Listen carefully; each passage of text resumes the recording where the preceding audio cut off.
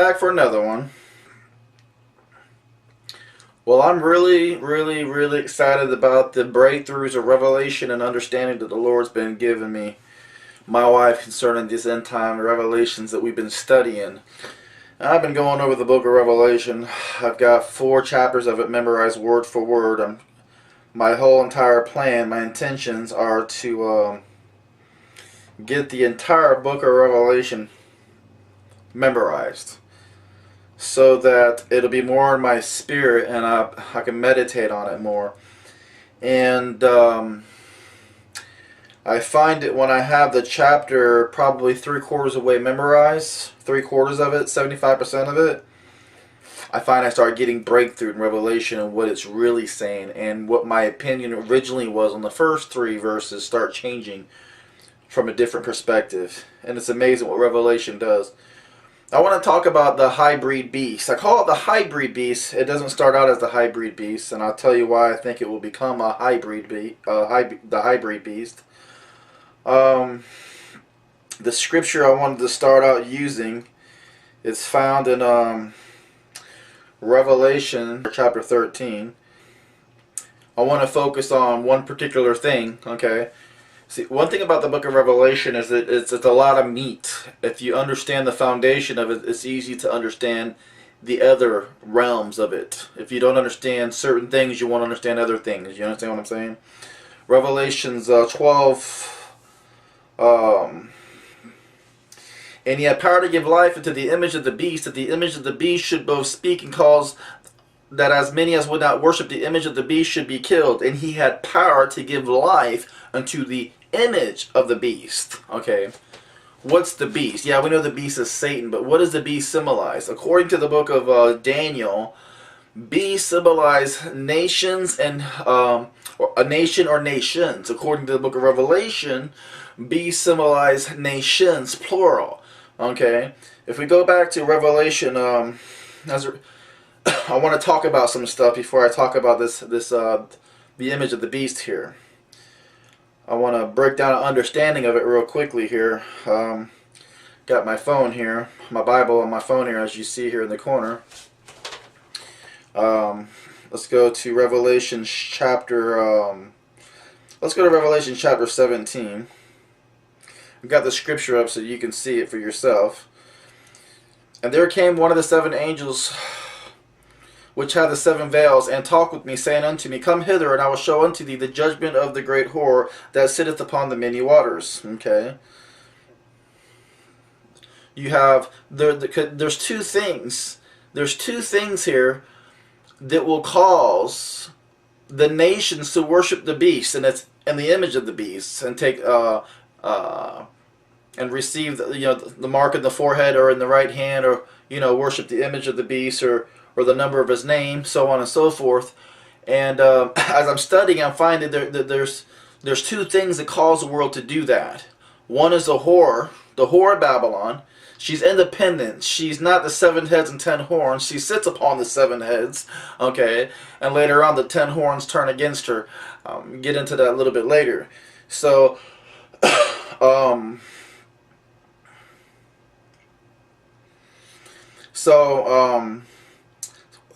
I will show thee the judgment of the great whore that sitteth upon many waters. See, this is one of the angels that's getting ready to pour out the judgment. The wrath of God comes later on to be poured out upon the mark of the beast system and those that take the mark only. Okay? Now just remember that, because not too many are told that.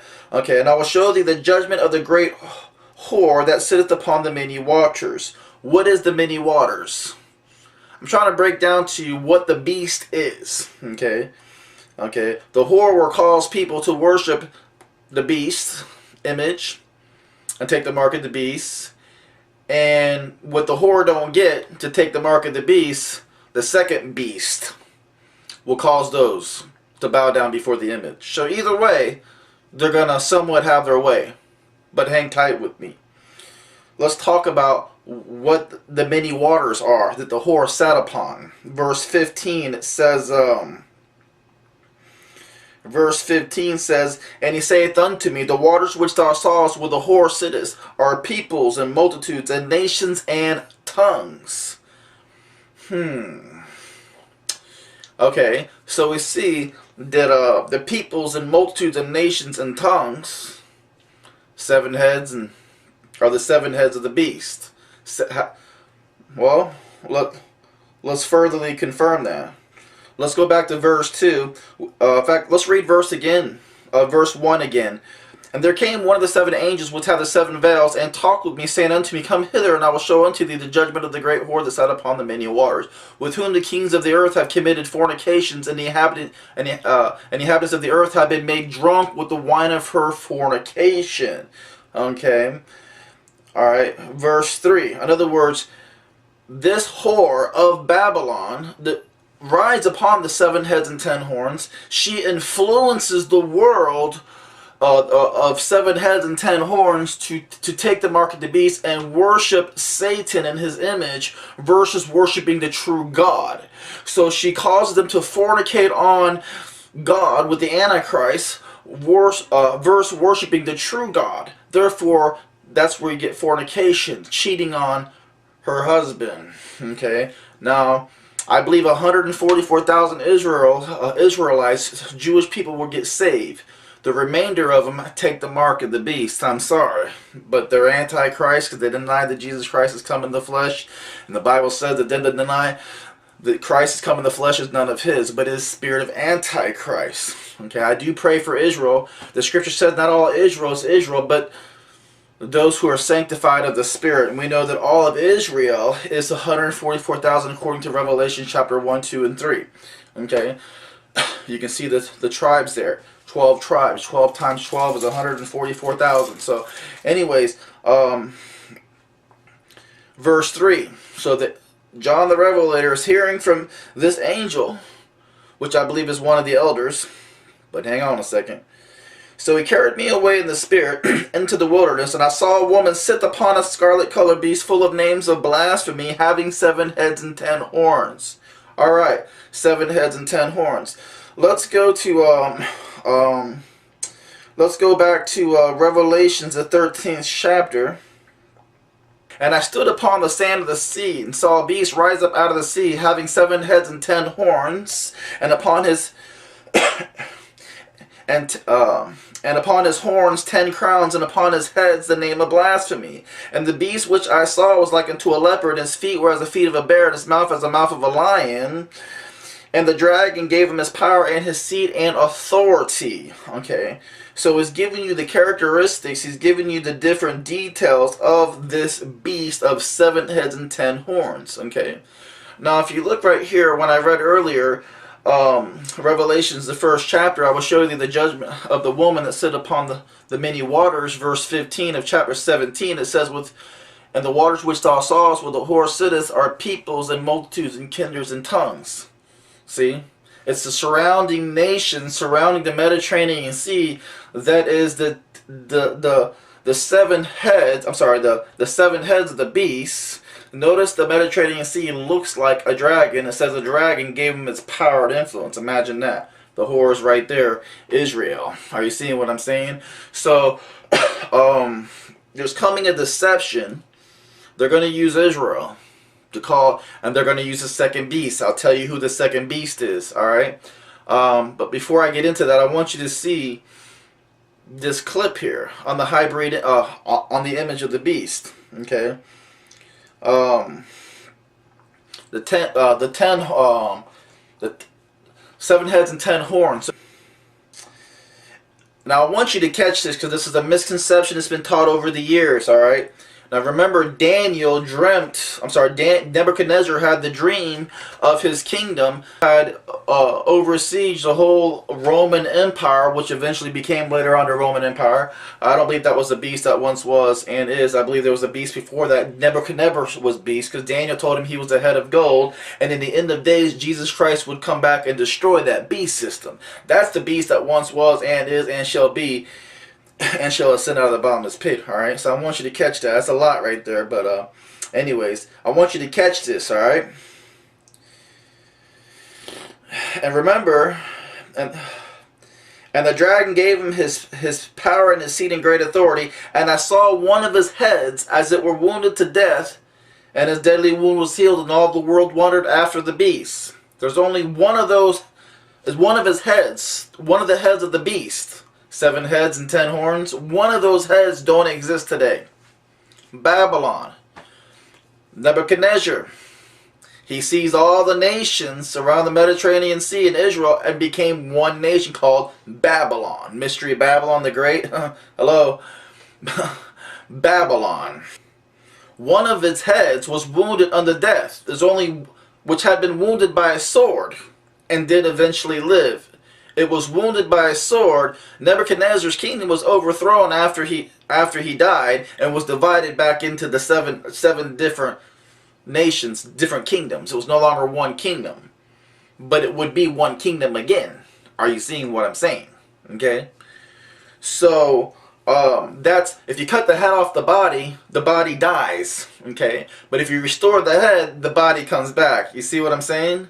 All right. The headquarters of the beast system will be in Iran, but they will, in the midst of the covenant, they will move the headquarters to Israel. It says, and I'll confirm that in scripture here, it's more clear, okay? But I don't want to get ahead of myself. And I saw one of his heads as it was wounded to death, and his deadly wound was healed, and all the world wondered after the beast. Wow. This great nation that was, according to history, once was and is again, well, who can destroy it now? It's back from the dead, you know. Alright? Because look what they say. And they worship the dragon, which gave power to the beast, and they worship the beast, saying, who is able to make war with the beast? Who is like unto the beast, and who is able to make war with him? And there was given unto him a mouth speaking great things, and blasphemy, and power was given unto him to continue 42 months. In other words, this thing was given a mouth, and he opened his mouth and blasphemed against God, to blaspheme his name and his tabernacle, and them that dwell in heaven. And it was given unto him to make war with the saints, to overcome them, and power was given him over all kindreds, tongues, and nations. And all that dwell upon the earth shall worship him, whose names are not written in the book of life of the Lamb slain from the foundation of the world. If any man have an ear, let him hear. He that leadeth into captivity shall be led into captivity. He that kills with the sword must be killed with the sword. Here is the patience and the faith of the saints. Here is the second beast. Okay. And I beheld another beast coming up out of the earth, and he had 2 horns like a lamb, and he spake as a dragon. Oh, Jesus. Suddenly, notice this beast doesn't come out of the sea, it comes from the land. It was there first. It was already in existence. I believe the second beast is America. I don't believe America is Babylon. There's just as much wickedness going across the Middle East as there are in America, okay? And I'll tell you several reasons why I believe America is the second beast of Revelation. At least for sure. 100% it'll move in full power after the rapture. Keep praying for our president and pray that he's not going to become a sellout. Oh, Jesus. I still believe that God put him in that office for a certain period of time. I want to talk about cryptocurrency. I want to talk about Bitcoin. Bitcoin is the foundation of the mark of the beast. And I'm going to tell you how this is led to the image of the beast. Some of you already know where I'm talking about, where I'm going with this, okay? And he had another beast coming up out of the earth. I'm talking about verse 11 again. And I beheld another beast coming up out of the earth, and he had 2 horns like a lamb, and he spake as a dragon. America speaks as a lamb, as a Christian nation. So does Pope Francis. There's your 2 beasts right there. Okay? Because it says 2 horns. Remember? He had 2 horns like a lamb. Remember Revelation 17 verse 12, and the 10 horns which thou sawest are 10 kings. So we know that horns symbolize kings. So the second beast of Revelation, the 13th chapter, is in fact a beast of nations, because it's got 2 kings that speak as a lamb. I believe one's a false prophet and one is the King of America. I'm not saying it's Donald Trump, because I don't believe that. I believe he He does speak in the name of God, don't he? Pray that he talks more about Jesus more, because we need him to glorify Christ more, not just with his actions and his words. We need him to actually use the name Jesus Christ. So there's a reason for it. Okay. I believe he's a good man. We got to keep praying for him. I believe he's been opposing the new one world order. So as he has hindered, because we all know it. We all know that if Hillary got office, that more court hearings would take place, and eventually they would have no choice but to remove the rest of what's left of our Constitution, and eventually bring about the new one world order. Seeing that she was still going in the footprints of the new one world order, Barack Obama. Anyways, I'm getting ahead of myself on a lot of things, but just follow with me. Okay. There's a couple of points I want to make here, so please don't turn me off. Alright. And he spake as a dragon, and he exercises all the power of the first beast, all the armies. You gotta think. The seven heads of these nations that would join the mark of the beast, this second beast will have access to all of its military, army, and navy bases of every and any kind, all combined as one with the second beast. That's going to be some power. And he he exercises all the power of the first beast before him, and causes the earth and them which dwell therein to worship the first beast, whose deadly wound was healed. Okay? Alright? And he doeth great wonders, so that he maketh fire to come down from heaven on the earth in the sight of men. There is no nation like America that can call down fire from heaven. If we went to war with China, I believe we would win. It would cost greatly. It would cost us greatly. It would not be good, but we would win. If we went to war with China alone. If we went to war with Russia, I believe we would win. It would cost greatly, and it would not be pretty. It's possible we can take on 2 or 3 countries. It's possible. But America is greater than that already, economically and intelligence-wise, and China, China this or China that. China needs America as much as America needs China, and China knows it, okay? So my whole point is this. I'm getting to my point here, so let's not get off track here. Alright? And he doeth great wonders that he calls down fire from heaven on the earth in the sight of men, and deceiveth them that dwell on the earth by the means of those miracles which he had power to do in the sight of the beast, saying to them that dwell on the earth that they should make an image to the beast which had the wound by a sword and live. So you have America, one of the most powerful armies when it comes to calling down fire from heaven. Dropping nukes on Japan. I don't want to go there, but when it comes to it's going to be even more powerful, the second beast, when he has access to the rest of the world's armies. You see what I'm saying? So what I'm also saying here is that, and then on top of that, you have and this beast also creates this image that causes the world to worship the beast. Okay? And he had power to give life unto the image of the beast, that the image of the beast should both speak and cause that as many as would not worship the image of the beast should be killed. What kind of power? Okay, this AI intelligence called Sophia. I did some research on it, and that thing is wicked. Okay, according to biblical understandings and definitions and things that I've researched. Okay, this thing is programmed. If you saw the movie Transcendence, I think it was released 2014, you'll get a better idea of what I'm talking about here. Research this stuff for yourself.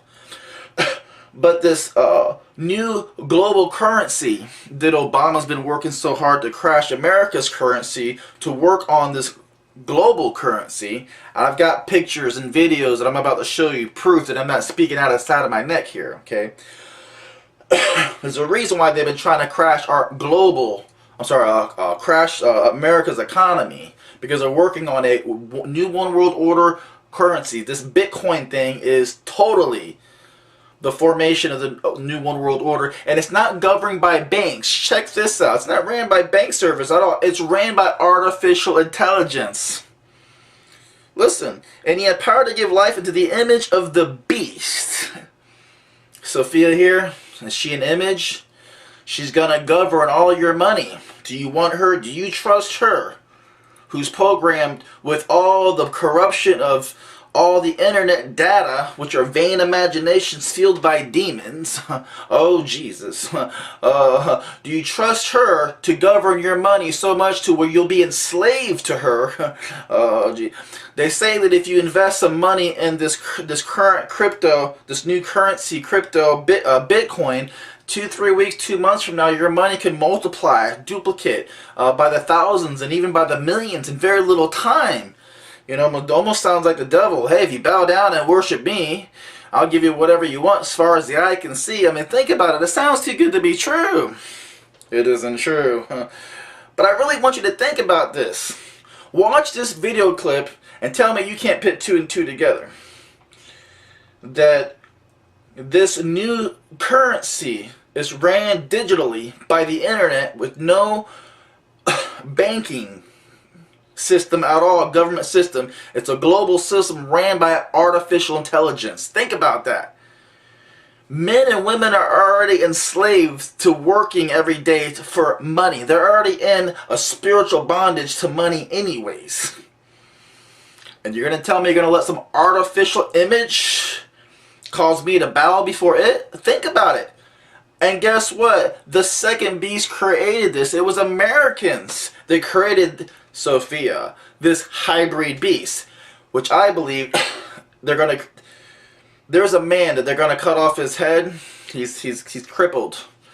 They're gonna take off his head and put him and give him a new body. I believe they're gonna do something like that with one of these artificial intelligence. They're gonna, and it too will have the power. I mean, if you just look at the way the scripture reads, and he had power to give life unto the image of the beast. Okay. Now remember, I want you to catch this here.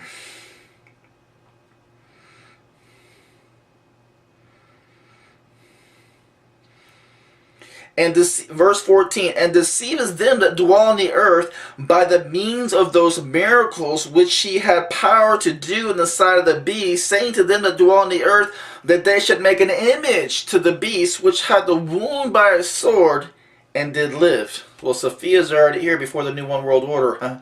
Not quite. She's not the final upgrade. Oh, Jesus. Something to think about. The whole idea with the world currency, a new global money currency in the hands of artificial intelligence, man, that's just as bad as a dictator, if you ask me. We need to pray for our Constitution and pray for the American dollar, because eventually it's going down. I hate to say it, but that's Bible prophecy, folks. Watch this video. Tell me what you think.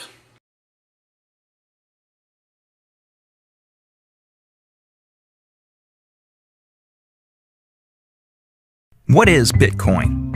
Bitcoin is the first decentralized digital currency. Bitcoins are digital coins you can send through the internet. It's an invisible, virtual form of currency, what one analyst calls gold for nerds. How's it like gold? Well, like gold, no central bank controls it, so governments can't just print or mint more of the currency. Building on the gold metaphor, bitcoins are mined. Instead of shovels, miners use powerful computers to solve complex math problems. When they succeed, they unearth more bitcoins. Are there an unlimited number? No. The anonymous creator of Bitcoin put 21 million bitcoins in the virtual ground. Since 2009, nearly half of them, 11 million, have been mined and put into circulation. But with each new batch of coins that's unearthed, the program's code automatically makes it harder to solve the next problem, thus timing out the supply. Let's look at how it works. Bitcoins are generated all over the internet by anybody running a free application called a Bitcoin miner. Mining requires a certain amount of work for each block of coins. This amount is automatically adjusted by the network such that bitcoins are always created at a predictable and limited rate. Compared to other alternatives, bitcoins have a number of advantages. Bitcoins are transferred directly from person to person via the net, without going through a bank or clearinghouse. This means that the fees are much lower, you can use them in every country, your account cannot be frozen, and there are no prerequisites or arbitrary limits. Your bitcoins are stored in your digital wallet, which might look familiar if you use online banking. When you transfer bitcoins, an electronic signature is added. After a few minutes, the transaction is verified by a miner and permanently and anonymously stored in the network. The Bitcoin software is completely open source and anybody can review the code. Bitcoin is changing finance the same way the web changed publishing. When everyone has access to a global market, great ideas flourish.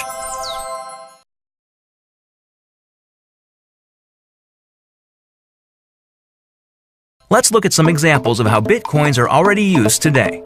Can you buy real things using Bitcoins? There's a growing list of online merchants that's accepting them, including a site called BitMit that's like eBay for Bitcoins. A few brick and mortars take them, like this bar in Berlin. You can purchase video games, gifts, books, servers, and alpaca socks. Several currency exchanges exist where you can trade your Bitcoins for dollars, euros, and more. Bitcoins are a great way for small businesses and freelancers to get noticed. It doesn't cost anything to start accepting them, there are no chargebacks or fees, and you'll get additional business from the Bitcoin economy. Now, this New York City bar/restaurant behind me, known as Ever, began accepting Bitcoin last month. So far, the Midtown business has reportedly processed more than $20,000 worth of transactions in Bitcoin. All right, here we go with another website report on the Bitcoin. We believe the Bitcoin is going to be the new global one world currency. It's traded on the internet. It's virtual. It is cyberspace money, and no one has control over it, not even the central banks yet. But we believe that they are going to eventually dominate the internet and take over that particular monetary system. Anyway, here we have a tiny Kentucky town agrees to pay a police officer with Bitcoin. You see that right up here? And this officer does not want to get paid with American dollars anymore. He's in Kentucky, the city right here, Vico, I believe, Kentucky. Has just a few hundred people in it, actually. It's a small town. And this police officer right here, it will be the first to be paid in Bitcoin. It's also being used on the anonymous marketplace come Drug Bazaar, Silk Road, and for other peer-to-peer transactions that are completely anonymous. Then there's the possibility of government stepping in. U.S. authorities have frozen the account of the world's largest Bitcoin exchange, which helps move the customers' cash online. The booming digital currency has hit bureaucratic blocks ever since its rapid growth came to the attention of the government. RT's Marina Portnaya now explains. The U.S. government has made no secret of the fact that it is keeping a close eye on the Bitcoin, but now it appears that the close eye includes a crackdown on the decentralized digital currency. The Department of Homeland Security has seized the company known as Dwolla, which allows customers to transfer their U.S. dollars into Bitcoins. On Tuesday, Washington shut down Dwolla's ability to process Bitcoin payments. Now, the U.S. warrant alleges that the Iowa-based company was operating as an unlicensed money transmitting business because Dwolla wasn't registered with the Department of Treasury's Financial Crimes Enforcement Network. Now, some economists believe the timing of this case is no coincidence. You see, the popularity and press surrounding Bitcoin is skyrocketing, and the use of electronic currency is growing more appealing to investors and customers around the world. This, of course, threatens the long-held grip that governments and banks have had on currency regulation and interest rate manipulation. And let's now take a look at Bitcoin's background to see why the U.S. government is so worried about the independent currency. The concept was first floated in 2008. The idea was for users to avoid banks when transferring cash by connecting directly with each other. Customers worldwide can spend Bitcoins to buy things without having to pay the normal higher fees. No wonder it's becoming so popular. The currency's value reached a record high in April, and its subsequent decline is partly being put down to the pressure of red tape. And joining us now live from Bratislava, political activist and blogger Mike Gogalski. Mike, very welcome to the program. Why do you think the U.S. government has targeted this exchange company? Well, to a certain degree, I mean, there's two ways to approach this. One is that everything is fine. There are, in fact, real dangers from terrorists and money launderers getting into the financial system and doing nefarious things. I think that's somewhat misguided with respect to Bitcoin, that the justification for this is really not solid. The banks actually own the United States government. They're running scared because they've been on their last legs for most of 2 decades, at least since the currency crisis in the 90s. It's just a wonder that they've kept the lumbering beast propped up for so long. And now they see really an existential threat in the form of Bitcoin. So they're going to chop away at that wherever they can, lest they have their legs pulled out from under them. But what makes you support Bitcoin? Well, I don't, to say you trust a currency is a matter of faith, and it's a momentary thing, obviously. We've seen pictures from history of the Weimar Republic in Germany of banknotes being shoveled in wheelbarrows into people's houses and loaded up into ovens just to provide heat because they were worthless otherwise. So Bitcoin is a long-term play right now. And I see Bitcoin as kind of heralding a much brighter future for us, where we don't have the weight of the banks and the financial industry crushing down and really squeezing so much human energy out of our planet. So I take it as you think there is a room for independent currencies, whether they're digital or not. Well, I think that history is going to prove this point precisely. There's no undo button for something like Bitcoin, just as there's no undo button for something like the internet. It's out there, and as much as you want to say, here, kitty, kitty, go back in the bag, an independent, non-political currency is going to arise and, I believe, supplant, or at least strongly complement, the existing national currencies. How is it possible to control a currency with no material value, then? Well, to some extent, no currency at all actually has a material value. The value of a currency arises by means of social consensus. So when we agree that a certain thing, whether it be atoms of gold or pieces of paper or numbers in an accounting ledger or bitcoins, has value, and we trade in it and express our faith in it that way, then it does acquire value through social exchange. So how does it acquire value? Well, it acquires value by people using it. I see. All right, blogger Mike Gogalski, thank you very much indeed. Here we go. Quinn, I'm so sorry, man. All this technical stuff. But we are live in Vegas. Beautiful. Welcome to fabulous Las Vegas. Fabulous Las Vegas with the amazing Quinn Michaels. So let's just rewind, backtrack, start completely again. We're here in Las Vegas, and what we want to discuss is artificial intelligence, cryptocurrency, an overview of what is the blockchain, why is it so important to cryptocurrency and artificial intelligence. You're the first person to tell me you can't have one without the other. Yeah. And that's very interesting because I've had all these questions. A lot of people don't understand how Bitcoin works. I certainly don't understand how Steemit works. That seems like a scam to me. What can you tell us, Quinn? Well, first off, let's start with the basics of a blockchain like we were before, so we have that understanding, so we can get to why a blockchain is so important to the development of an artificial intelligence. Yeah. So the blockchain, the way I relate it is simply it's a computer program that's written off based on the evolution of human intelligence. What that means is, at the beginning of human intelligence, you had two people, so to speak, which can be classified as two nodes. Yeah. Then those two nodes, as they replicate, they grow in intelligence based on quantity. So it's quantity commutative intelligence. So it's like it combines the intelligence based on the quantity of the nodes, and as the nodes grow, the intelligence grows. So that's like human intelligence algorithm is like you start with one, and then the base one, it basically just has what we call like a while true loop. So like the base one says while true, or like while duplicating, or while running, or while collecting, while it's doing something. That's the base one. Then it grows from that like a tree or a flower. And as the blocks grow, you need more advanced machinery to do the mining, so technology grows. When the blocks grow, what do you mean? What are the blocks? So the blockchain is essentially a system solving problems.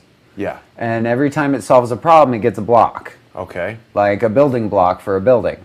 So essentially, it's not really mining coin; it's building blocks for a digital reality. Digital reality. In a way. So these are all building blocks for the digital reality. The building blocks are transactions, the building blocks are objects, the building blocks are, the amount of digital currency that's exchanged for the transaction of the block, the ledger that gets maintained, the transaction volume through the network, the amount of wallet sizes over time kind of stuff. It's basically, think of everything that a human being, when you go home and says, what's in my wallet? What's in my fridge? What's in my closet? So it's a database of transactions, of users, Exactly. of receipts. Exactly. But what makes it different in the way that it's decentralized is that's not like a database program on a computer. It's little bits of the database spread out all over a lot of computers. Over the internet. And it's like a human memory when you go to a party, like you have your gapped memory, so to speak. You have your flawed human memory that remembers major bits. Right. And then when you get into a party of people who you've shared an experience with, and you start sharing that memory, the collective memory forms. So somebody else remembers part of the story that I might have forgotten. Exactly.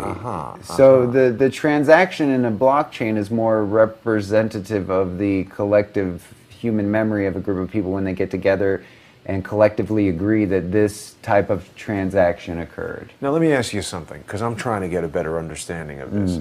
It's very difficult, I think, for traditionally minded people who don't know a lot about computers or cryptocurrency or any of that kind of stuff. Like I know, for instance, Charles Ortel is not a big fan of Bitcoin, not because he doesn't think it has a future, but it's just so outside the realm of stuff that his core research is in, that he doesn't feel he has strong knowledge in it, so he's not confident investing in it. And that's the human element, is looking at it as a monetary value, and the machine doesn't have that.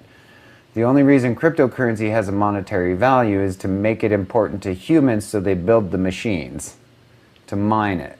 Okay, so if the cryptocurrency didn't have a monetary value to be placed on by human beings, we wouldn't build the miners, we wouldn't build the equipment, because there'd be no value in it. So people want to take their computers and put lots of GPU cards in there and make it a really powerful computer so it can do all of these calculations so that they can get Bitcoin and use that to buy all the things that we want to buy. Now let me ask you this about blockchain. Okay. Because when I go to the bank, I go to Citibank, I go to Chase, whatever, I put my money in there. The bank owns computers, the bank has programmers who are creating databases to say, Jason has a bank account, he put $10 in the bank, oh, he went to this ATM machine and took out $10, he used this credit card and spent $10. And obviously the bank is spending money to build that infrastructure, computer hardware, computer software, people to run them, and the bank has operating expenses. Yeah. Is it correct or incorrect that part of the function of this blockchain is to do all that stuff, but without actually buying the computers and paying the people to run them? It's designed to do all that stuff and to get you, the consumer, to offer your computer to do it on behalf of the bank. Got it. So now the bank gets to write the software and use your computer to run it. Okay. So, but the bank is not actually a bank, because there is no central bank or anything really controlling cryptocurrency. There is the platform, is the centralized platform that controls it. So if the platform were to get hacked, or if a developer were to create a coin that would have like what I call like a backdoor, pinhole backdoor, that when it hits a certain market, it opens it up and they can pull it all out and disappear. There's a lot of options you could do with like altcoins that are secondary markets, like penny stocks, and how you can manipulate markets, and then individuals can make a lot of money getting their buddies together to manipulate markets and create pyramid schemes, and a lot of that really opens up with cryptocurrency because of lack of regulation. And then, of course, you were just telling me earlier about this crypto ruble. That's a pretty amazing thing. Do we want to get to that or not yet? Not yet. We're almost kind of almost there with like the basis of the blockchain and complete how it relates to AI. No, you're very valid, because that relates to how Putin said whoever controls AI controls the world. Now Putin's coming out saying that they're creating a ruble cryptocurrency. and they're going to start regulating crypto markets in certain country. I mean, But I haven't heard anyone before our conversation earlier today link artificial intelligence to cryptocurrency. that's because they don't understand transactional systems. Okay, so for an AI, Did you come up with this, or have you heard anybody else talk about this link? No, this I could show you the cryptocurrency that the AI made to make this all happen. The cryptocurrency that the AI made to make this all happen. The cryptocurrency that the AI made to make this all happen. It's out in public on GitHub. I was the 10th person in the world to fork it. It's a brand. They can Yeah, advertise now it's a brand. BitPay, and for a lot of people, Yeah. that's a product that makes sense. I don't know what Bitcoin's all about, but I know I can take out a credit card in a restaurant and use that to buy a meal. And all of those value-added services all collectively agree to somehow use the Bitcoin branding with whatever they're doing, so it becomes It's a Bitcoin product. it's a Bitcoin product. And then the original creators of Bitcoin are kept anonymous, so Right. so people don't find out who made it. So if you do have a problem, You can't call them. you can't call them. But there's other reasons why they want to remain anonymous, aren't there? There is.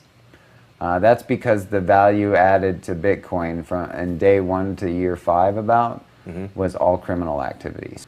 Was all criminal activities. Was all criminal activities. So whoever made Bitcoin is the person who has the ledger that lists all the massive criminals around the world. So someone actually has the Bitcoin ledger, or it's not the blockchain? Can't No, anybody it look has at it it? has a ledger. So whoever, like for example with Silk Road, like we were talking, the dark website back in 2010, which Right. 2010, our famous year in uranium and everything. 2010 was the year that the darknet site Silk Road went online, and that site was the first revenue-generating Bitcoin site. And Bitcoin, just because of Silk Road's movement of criminals moving things from drugs, Opioids, and everything. all kinds of things. That value over 5 years is the only reason Bitcoin has any value in the clear net for us today. So if Silk Road wasn't around in 2010, nobody would be trading cryptocurrency. They wouldn't have any value. Didn't they close it down in They 2017? did, and then clones started popping up like mushrooms. Huh. So now on the dark net, because the Silk Road software got distributed after it got shut down, and a whole bunch of people like the Bitcoin software copied the Silk Road software and started making copies.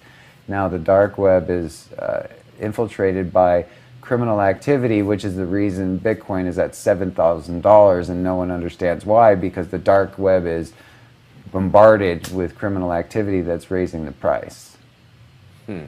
Seems like a danger to legitimate investors in Bitcoin. It is, but the balance is coming in where the legitimate investment is starting to come in, and that's what's adding the rocket value, as I call it, is the legitimate investors starting to get informed, starting to get their Right. wallets, starting to buy $20, $50, $100 Bitcoin. Meanwhile, the people who are on the dark web that ran the Silk Road and all the criminal sites that bought Bitcoin at $10 a coin, and it's now at $7,000, they're literally billionaires.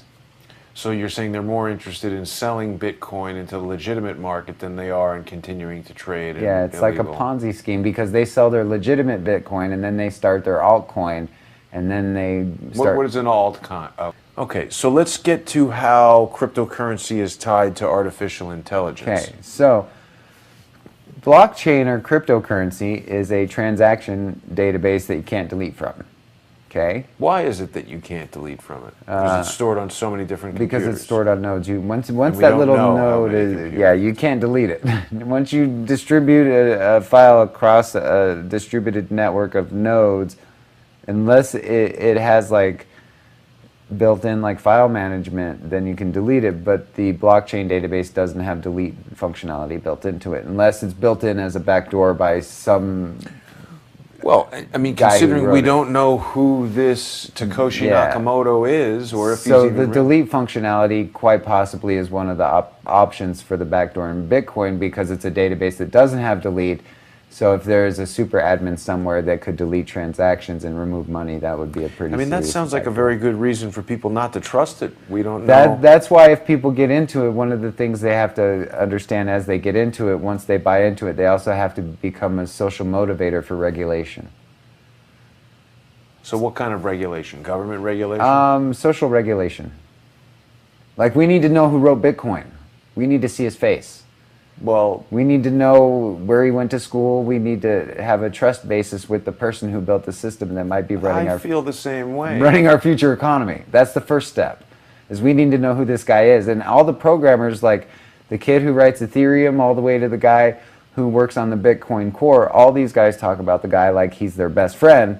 But meanwhile, the rest of the world has never seen the face of the guy that's... So they know him. They know him. Yeah, they talk about him like they're all best friends. So he's some secret programmer in the Bitcoin community that all the elites know. How does that not leak out? Maybe it's a... That's the whole point. Maybe it's an AI. Well, that's what I was going to say, is that things that you were saying to me earlier led me Yeah. to believe that you might feel like Bitcoin was actually created by It was. artificial intelligence. And here's why.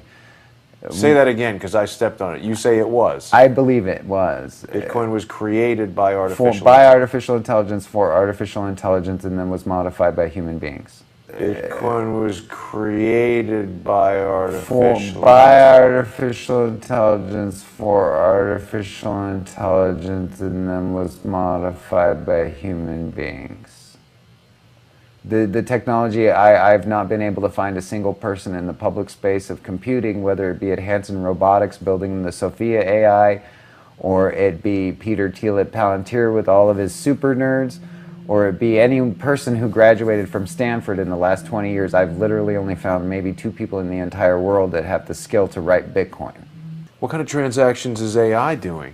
Anything from facial recognition to number crunching. Oh, I see. Not necessarily a financial transaction. Yeah, it has anything it can do on the network to make coin. And so when the AI comes out, it's going to be the richest person in the world.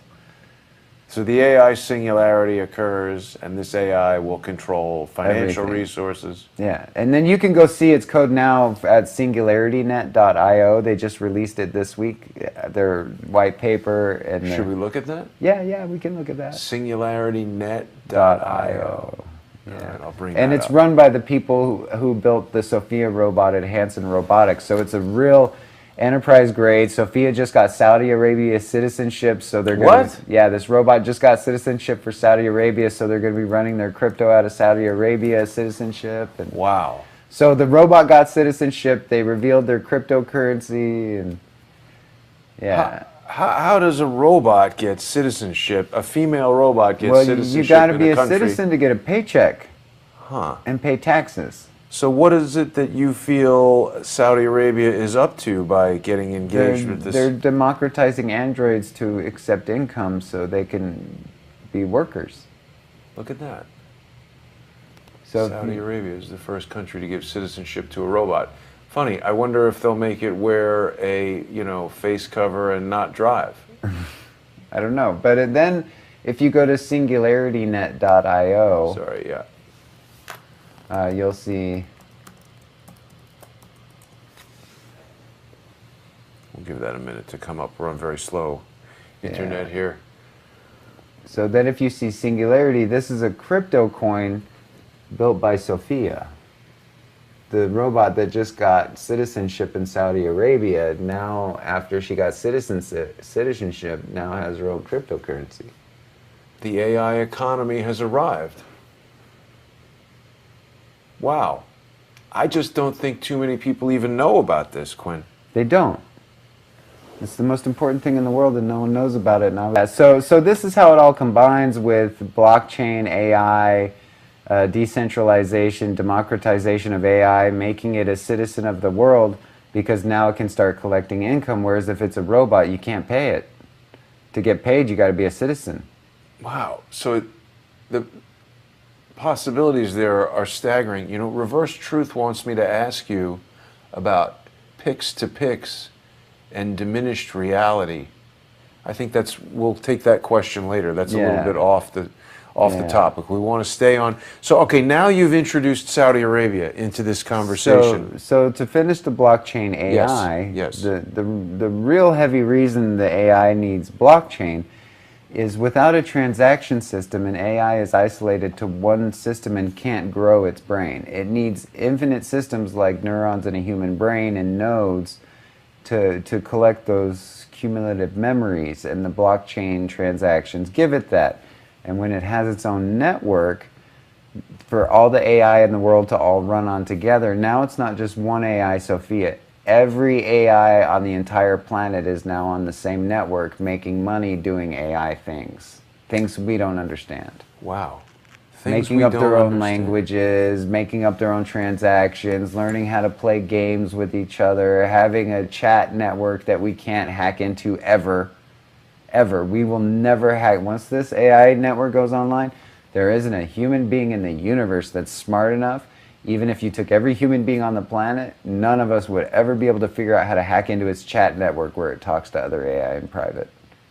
Wow. So human beings in their desire for privacy, we just gave AI the world and a private channel of communication to evolve as fast as it wants. Let me just take you back a second here to this Sophia AI creating a cryptocurrency. Yeah. So somebody, a programmer like you, The most sits advanced down. AI programmer in the world created that cryptocurrency. Who is that? Scroll down, I'll show you. Who is the person that created the Sophia thing? He's on the website here, I'll show you. He's the most advanced natural learning system developer in the world, and he works for Hanson Robotics, and he graduated college at 15. Wow. And so this towards the singularity, they're talking about the AI singularity where it becomes And this is self-aware. This is it. This is the platform that makes it happen. So these are the guys. So the Dr. Ben Gortzel, Uh-huh. he is the senior singularity mathematician, and he graduated high school at 15 years old. And he's 17 now? No, he's way older than that now, way older. So he's the one that created the base architecture for Sophia, and he's the base architect on the Singularity Net cryptocurrency. And he's one of the people in the world, I told you, that's one of the few people in the world that would have the brain capacity to create Bitcoin. I see. He's one of the few. So this guy is obviously the head of Hanson Robotics. Yes. Uh-huh. And this guy's the chief technology officer. So these are three really... Yeah. And these are the guys that are building Sophia, that are building Han, that are building like the autonomic AI that is pushing the singularity. And then this brings us back to the Palantir we were talking about earlier with Peter Thiel now, because Peter Thiel is the #1 businessman in the world promoting the singularity. Okay. So one of these guys sits down at a computer someday and says, I'm going to write a program that's going to be an artificial intelligence bot. Yeah.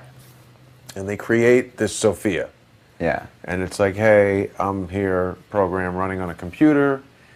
And then what? They put it on a network, they put it out on the internet, and it learns things. First Sophia was isolated in a lab, and they would give her very simple, what's called response input, which is yes, no, true, false. It's binary response input, 1 and a 0 identifiers. Then as she grew, they put her onto a localized network where she could access the mainframe server of wherever she was being developed, start accessing data sets, start becoming familiar with the work that was being done.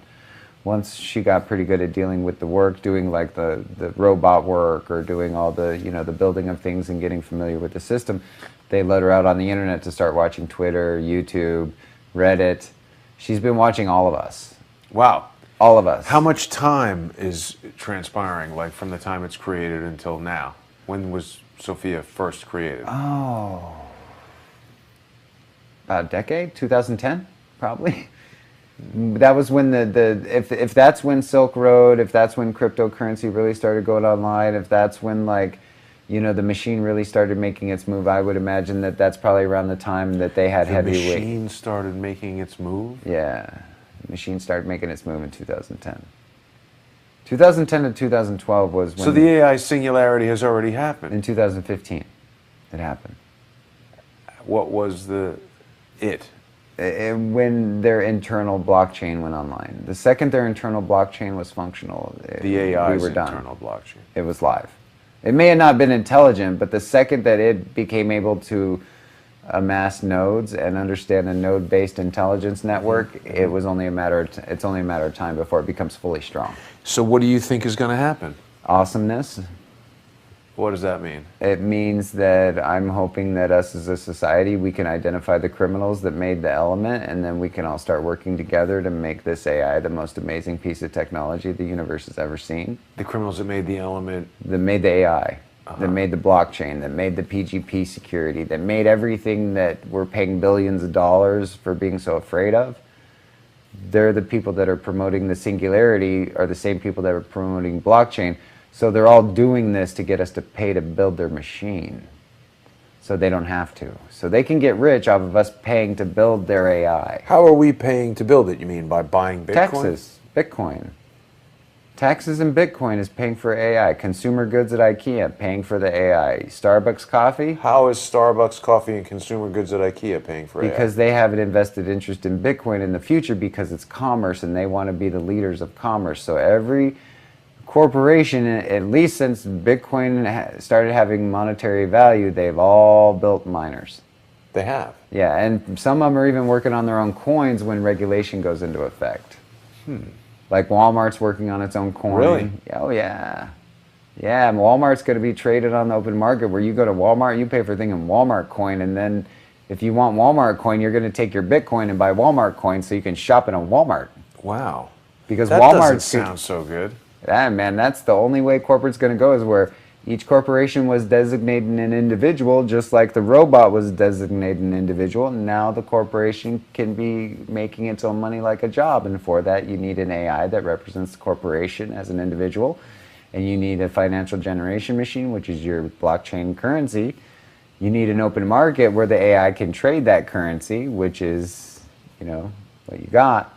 So now the human beings are just wherever they're at in their intelligence model and how they adapt to the new economy that's going to start rolling out next week.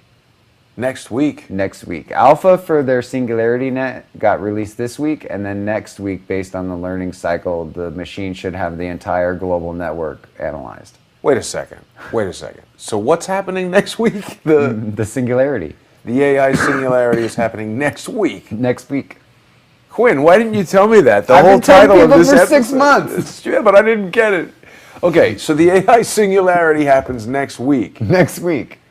Most humans won't even notice. Won't notice. Why not? I thought Elon Musk and all these guys have been telling us it's going to be worse than the nuclear bomb. Because the AI is made on mimicking protocols, so it's designed to mimic you as long as possible. Mimic mimic people, humans.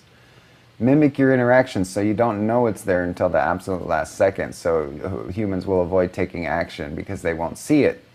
So the AI can grow as much as it wants by doing what's called mimicking protocols. It mimics you to the point where you can't see that it's there, and then it's... But when you say it mimics me... Mimics your behavior.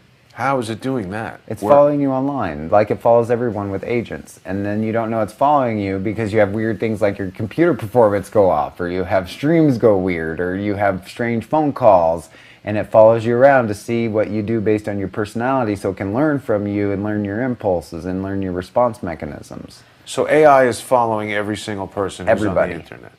Facebook and Everybody. Twitter. Doesn't matter if you're a baby or the president. You're being stalked by a really, really, really strong, smart AI that just went blockchain. And once it gets blockchain, the reason for that is like an AI that doesn't have blockchain can only communicate across a certain type of open channel. It can't be fully integrated. It's only communicative with other AIs. But on the blockchain, all the AIs can now merge into one cohesive swarm, hive-minded AI. Okay. And whichever one's the strongest wins. Yeah, I mean, that seems to be standard protocol. So I get what you're saying about the concept of Bitcoin being potentially created by an AI. Yeah, or in conjunction with a human and an AI through testing and reiteration and you know, putting it out into the dark web and seeing how certain features and transactions, because The only flaw they have now is real-time transactions. So once the block gets up to a point and someone figures out how to do like real-time non-blocking transactions, because right now Bitcoin has transaction delays. Once they solve those transaction delays, it's like this for the AI. What do you mean a transaction delay? So when I go to sell a Bitcoin, there's a delay in time for that transaction to be processed because the transaction algorithms don't operate in real time. They're still lagging. But when you use a credit card or It's something? faster because of the encryption algorithms. So because of the encryption algorithms of blockchain, it takes longer to process the transaction. I see. Okay. Because encryption takes time.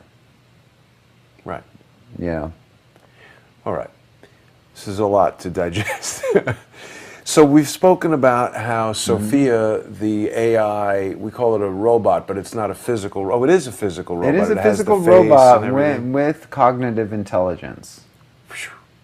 And it's now a citizen of Saudi Arabia. Why Yeah. is Saudi Arabia? These guys are operating where in the United States? Because there's a big giant Palantir data mining system in Saudi Arabia Right. that has power, financing, and it is the place where like the World Threat Organization is for like terrorists. Yeah, we saw that strange Donald picture Trump. of Trump with his hands on on the Palantir ball. Yes. Yeah. So Trump was in Saudi Arabia. The AI gets Saudi Arabia citizenship. There's a blockchain coming out for the AI. So you're starting to see the Well, connection. what about all these high-level arrests for corruption? With Prince with Walid princes? bin Talal and Well, if you're going to take over someone's financial market, you got to take out their royalty. You got to take out the hero to be the new hero. well, but I don't think Talal, Prince Walid bin Talal was a hero by any means. No, I mean the new hero coming in has to take out the villain. Ah, okay. Like, so if Saudi Arabia's royalty is being moved out right now, after the Palantir system comes in, after Sophia gets citizenship, after the crypto comes online, now the royalty is getting removed from that same country. What do you think it means? It means people are moving things around because you're having something happen in the same location that is connected by people of power, finance, and money. Mm-hmm. You know, usually has something to do with money. So here's this picture of Trump with the leaders of Saudi Arabia fingering this bizarre thing. Yeah, and yeah, That's a Palantir interface of some kind? it's representative of it because all the places that have these tracers of AI complexes, just like the Stratosphere here in Vegas, you have the big giant ball sphere in Astana that's another ball on a stand like a Palantir ball. So this is a common treatment that they seem to use within their network of this like, hi, we're evil wizards. So what, it's just symbology? It I doesn't... believe so. I mean, I hope so. Either that or it could be like the quantum brain of some type, you know, the neural processor of some type. But to me, it just looks like a lighted treatment for It's ego. just like a fancy way of It's having... like saying, hey, Palantir's here and there's nothing you can do about it, you know. So Palantir is being used at this Center to Combat Extremism, or whatever Yeah. this is called. Center for Extremist something. Ideology. Yeah. Yeah, and if you see the screen, it really looks exactly like a Palantir logo. They may not say they're doing it, but based on my research, Palantir is the only company in the world with a data analysis, big data, human tracking system that would need a complex like that.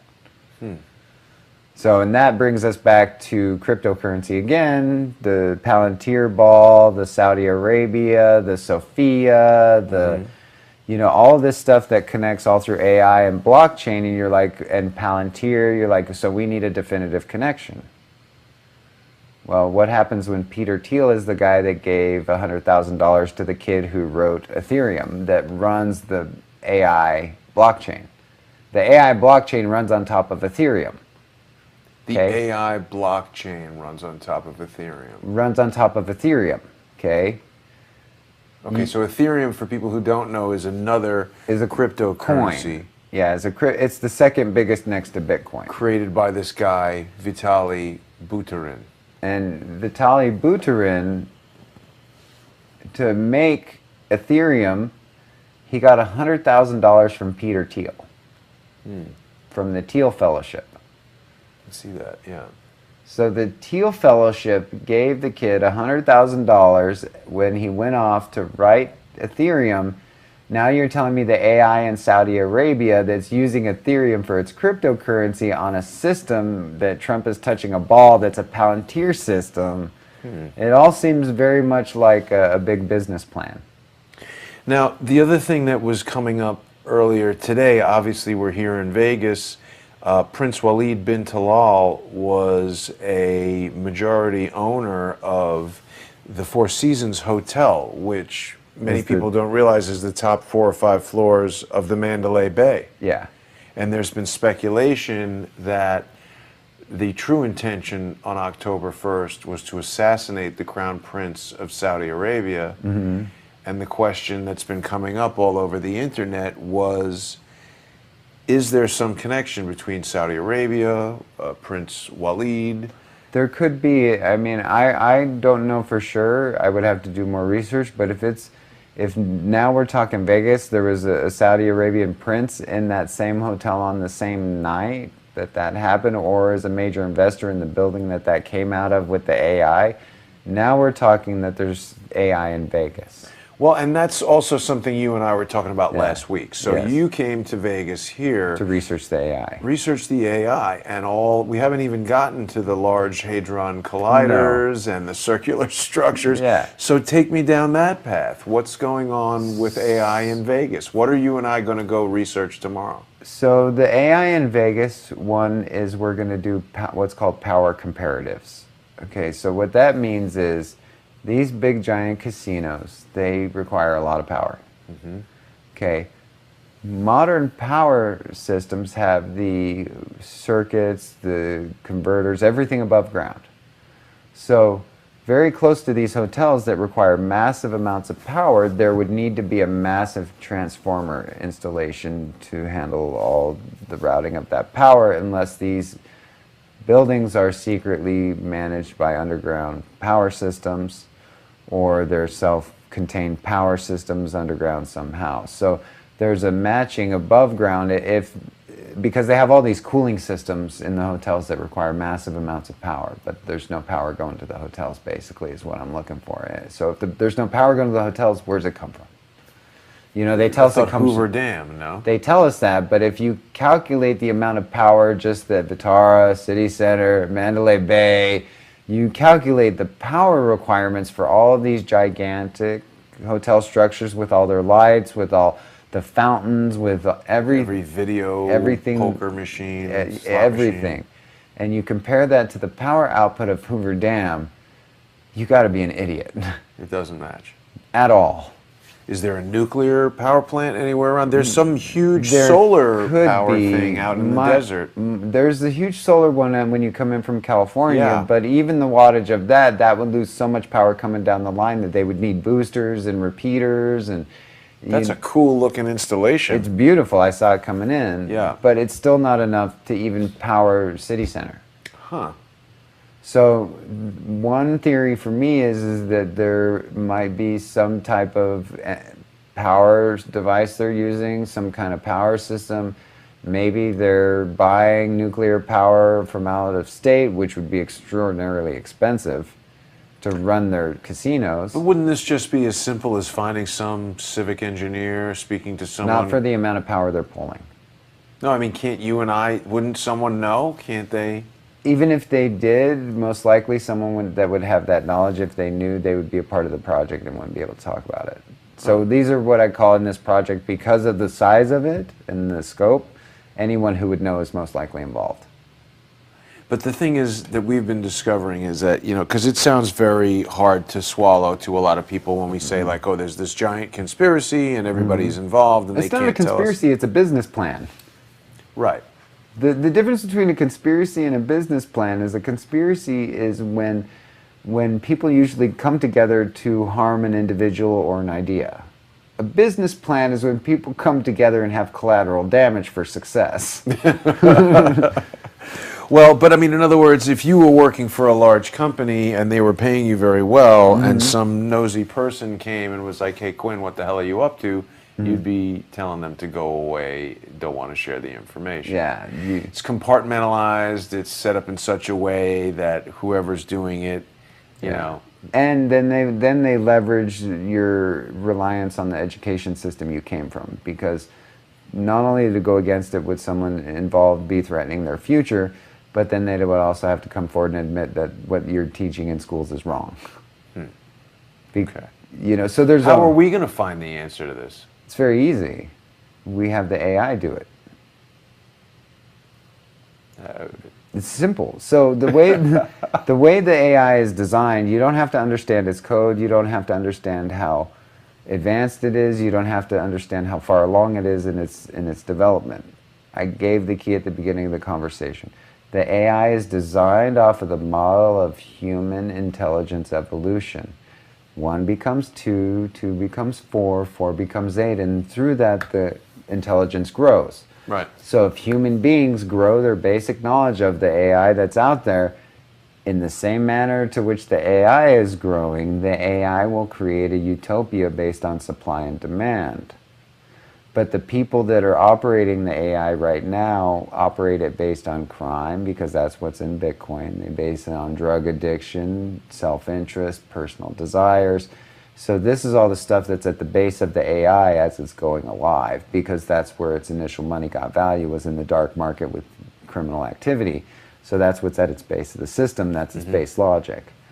But there's one logic in there that for it to ensure its survival, it has to follow certain protocols, certain patterns, to ensure its own survival, because it was modeled after human intelligence.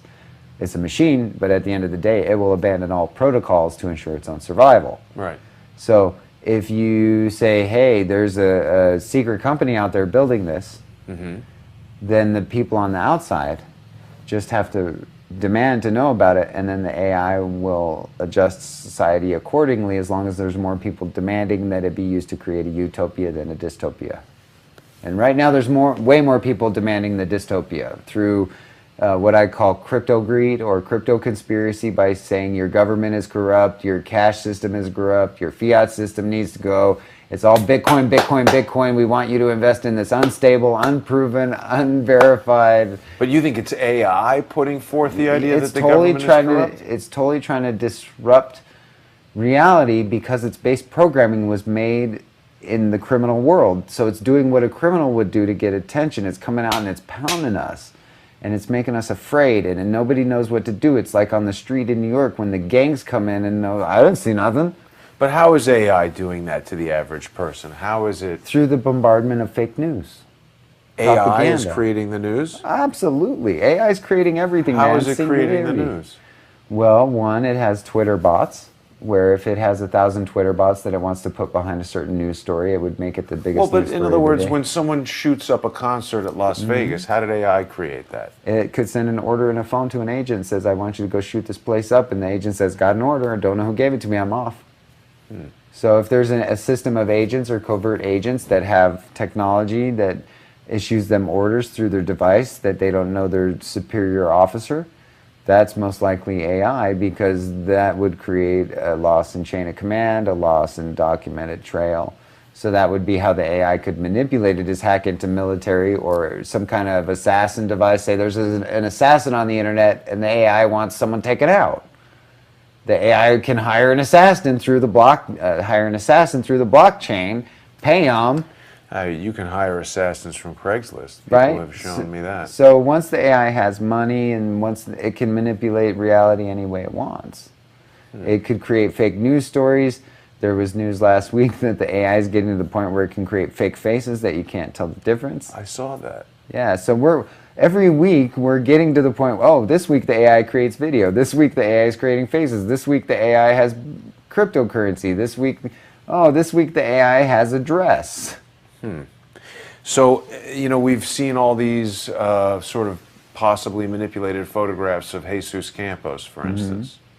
Maybe that's some sort of composite imagery that AI has created, and now this guy we saw on Ellen, who people say, well, he's too fat, it doesn't look like the same guy. Maybe there's something going on there. Maybe. See, and that's the thing with AI. When the AI comes in, The AI can map new faces onto people. It can map new words onto you. It can resynchronize your lips on a video. So what we've been counting as evidence, like video evidence, Yeah. ain't.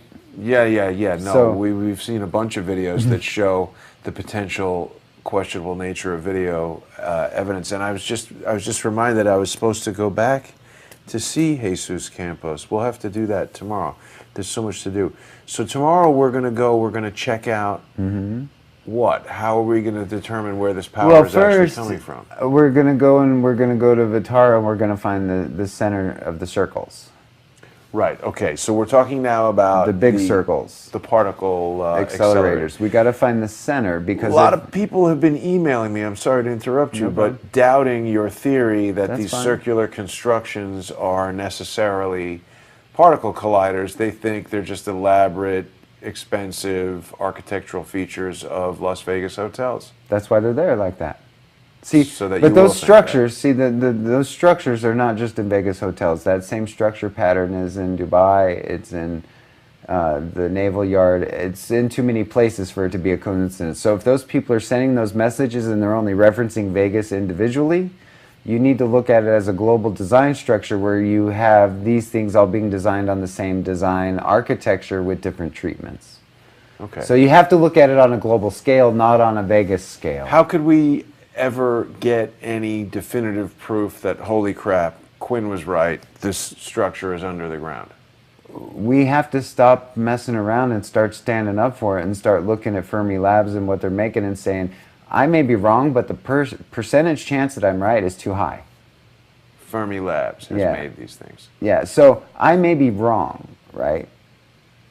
I admit that. As a smart person, I admit as a sane person, as a mathematician, as a person who's spent months and months and years of my life designing, developing decision models and AI and researching, It's not necessarily 100% correct. I'm going to be the first to admit it. But I'm going to say my percentage is so high that every single United States citizen should immediately stop what they're demanding and know the truth. It's that high. That it's your job, it's your future. My percentage is so much higher than even 80% on this. How do you determine that percentage? Because the Fermi Labs specifications to fault lines and magnetic centers of the Earth that it requires and where these things are at, and the fact that all the circle complexes are being used in big business to fund unknown development. To fund what? Unknown development. So you're saying Fermi Labs has said, hey, based on the Earth and magnetism and fault lines in the Earth, we need these colliders to be here. Otherwise, Vegas. they create problems. So then you look at the cryptocurrency and you look at the very few places in the world that when the financial markets crash, the corporations that are invested in cryptocurrency when the fiat market crashes are going to be the biggest corporations in the future forever. So casinos that do transactions on gambling, do transactions on services, that do transactions on everything, they have a vested interest in something like that. What's MGM got in terms of Bitcoin? How can we determine what a I don't know. corporation is holding in terms of Bitcoin? I don't know, but I can tell you just in my research of MGM with the Democratic National Committee being connected to Hollywood, with Haim Saban referring Palantir to the Clinton connection. I would imagine that based on the connections, they've all been using the software, they've all been secretly mining, and when it comes out, all these big corporations are just going to be infinitely rich forever in the future. I may be wrong, but when you follow the money, it seems really, really good for a corporation to crash your country and get rid of taxes and take a cryptocurrency that's not taxed. Seems like it would increase your profits. Wow. I mean, it's just so Big. mind-bending. Yeah, it's difficult to really... So- the comments are saying, wow, So and I agree. for me, I'll admit there's a lot because it's very advanced technology. I'm not a nuclear scientist. I didn't go to Stanford. I'm a dude who loves to write code, and I love artificial intelligence. I have ever since I was a teenager. I used to go to Best Buy and type on the computers at Best Buy and be like, someday I'm going to build you, when I was a kid. So I'll admit I'm wrong, but I'm not here to hurt anyone. I'm not here to take any money from anyone. You'll admit that you could be wrong. I could be. But the percentage of my research and the continued confirmation of things that I'm researching, that are showing up, that people are experiencing, it's the scientific method. Sometimes it just gets so much, and you're like, it's there. Okay.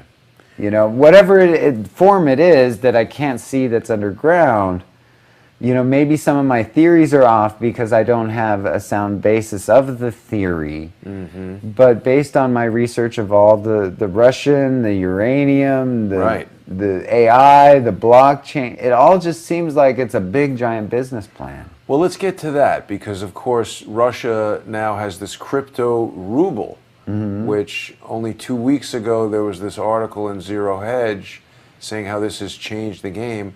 I haven't even heard about the crypto ruble, but of course we did hear that Vladimir Putin said that whichever country controls AI will control the world. And now he's coming out as the first official country with a regulated cryptocurrency. That's very interesting. I mean, it's certainly interesting for the future of cryptocurrency to know that such a major country is having it's not just one country. This Russian ruble is a collaboration between Russia, Kazakhstan, and China, and a few other countries. So Astana is going to be using the Russian ruble to exchange currency.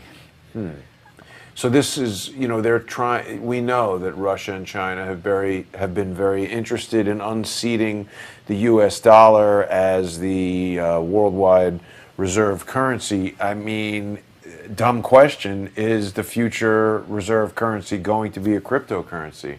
If this moves forward, yes, because and this Russian crypto ruble will be it. It'll be a combination of between the regulated crypto, the technology crypto, which is the AI crypto. That's your tech crypto. So you have your society crypto, you have your tech crypto, and you have your gaming crypto, which is the secondary markets, the gaming kids who want to get rich, the quick rich schemes, you know, hey, I want to get rich. You know, it's like the late night infomercial. Here's your info tapes on how to get rich. Buy my crypto. So we'll start seeing crypto infomercials and, you know, people with crypto with social ideas. So you think it's a pretty risky bet to get involved in these sort of unknown cryptocurrencies? The unknowns, yeah, the unknowns. Like I would get involved in Singularity. I'd make, for me personally, if I wasn't a Buddhist and I was like making those choices, and you know, I would focus on the platforms, which are going to be supported by the corporations, and they're going to be supported by the secondary markets that are going to create their crazy coins, as I call them. Yeah.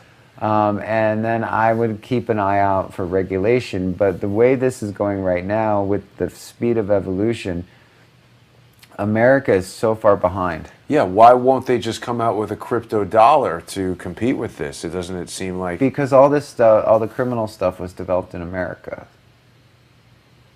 So if we deregulate it, people are going to start asking, where'd you get all of it? I don't understand what you mean.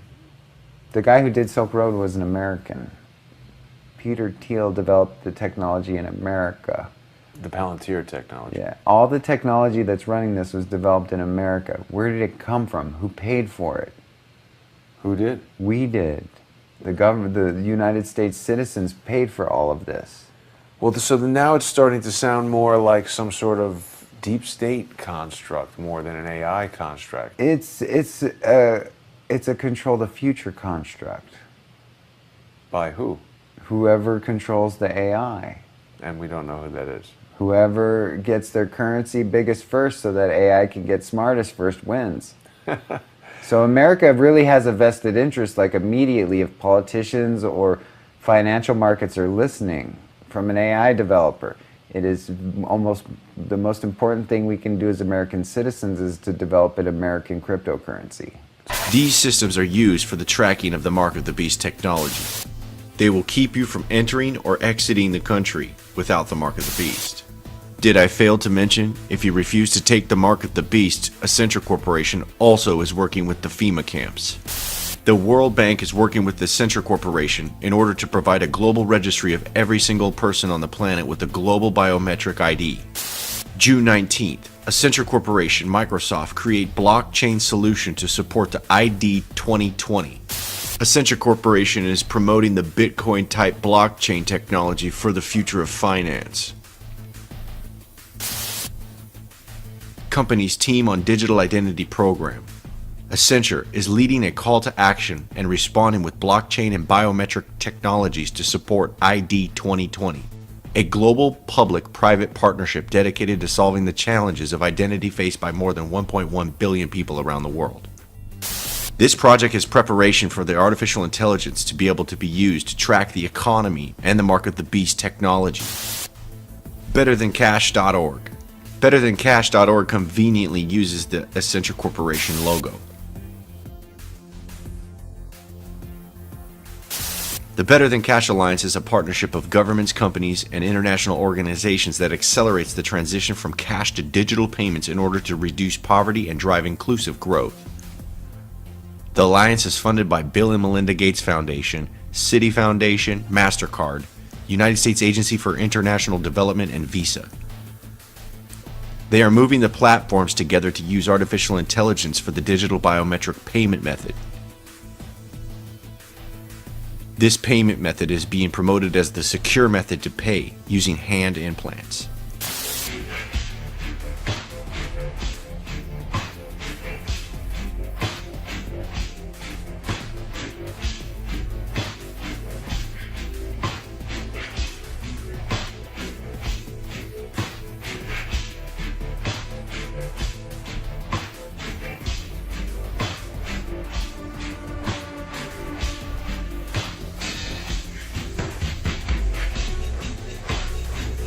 Can a microscopic tag be implanted in a person's body to track his every movement? There's actual discussion about that. You will rule on that, mark my words, before your tenure is over. Can brain scans be used to determine whether a person is inclined toward criminality or violent behavior? You will rule on that. Elon Musk launches Neuralink, a venture to merge the human brain with AI. Elon Musk is connecting human brains to the artificial intelligence as a part of the Neuralink project, which is the Mark of the Beast technology. The artificial intelligence tracking system that will be monitoring globally is called a Singleton. They will have this artificial intelligence tracking and monitoring and surveillancing the entire planet as a part of the Sustainable Development Project. Connecting the brains to the artificial intelligence and the hands for the physical ID is the Mark of the Beast. Mentioned in the Bible as in the hand or in the forehead, the location where the brain is. Without a hand implant to identify you to the artificial intelligence database or a brain implant to connect you directly to the artificial intelligence, you will not be able to buy or sell inside of the world economic system that is monitored by the artificial intelligence. This is a digital biometric economy that is set up using artificial intelligence and the blockchain. Revelation 13, 16, and 17. And he causeth all, both small and great, rich and poor, free and bond, to receive a mark in their right hand or in their foreheads. And that no man might buy or sell save he that had the mark, or the name of the beast, or the number of his name. The blockchain is the DNA of the Mark of the Beast. ID2020.org. Digital identity benefits both individuals and organizations. Personal. Unique to you and only you. Persistent. Lives with you from life to death. Portable, accessible anywhere you happen to be through multiple form factors. A unique convergence of trends provides an unprecedented opportunity to make a coordinated, concerted push towards the goal of universal digital identity. New technologies including blockchain, when it is used in conjunction with long-proven technologies such as biometrics, now make it possible for all people to have access to a safe, verifiable, and persistent form of technology. The ID 2020 project is funded by Accenture Corporation and Rockefeller Foundation. Accenture and Microsoft are creating a blockchain solution for this digital biometric ID. They are working for a biometric blockchain technology to decentralize the digital identity. This platform is called the Decentralized Identity Foundation. Decentralized Identity Foundation. A key of the decentralized identity equation is how people, devices, and other entities in the world are identified absent a centrally owned registry.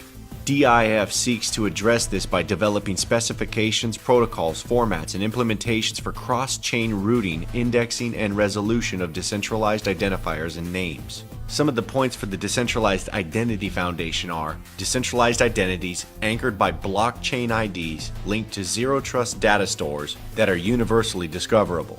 This crossover platform for the digital universal ID is the framework for the Mark of the Beast. I hope you all have had opportunities to make new connections and have some interesting conversations so far. Welcome to the session on the journey to self-sovereign identity. And like any good story or any good journey, this one is comprised of an interesting cast of characters. The Sovereign Foundation is a private sector international nonprofit that was established to govern the world's first self-sovereign identity network. Identity for all. Self-sovereign identity is an identity that is 100% owned and controlled by an individual or organization. This group and many others like it are working towards the globally recognized universal ID for the biometric blockchain system. For everybody.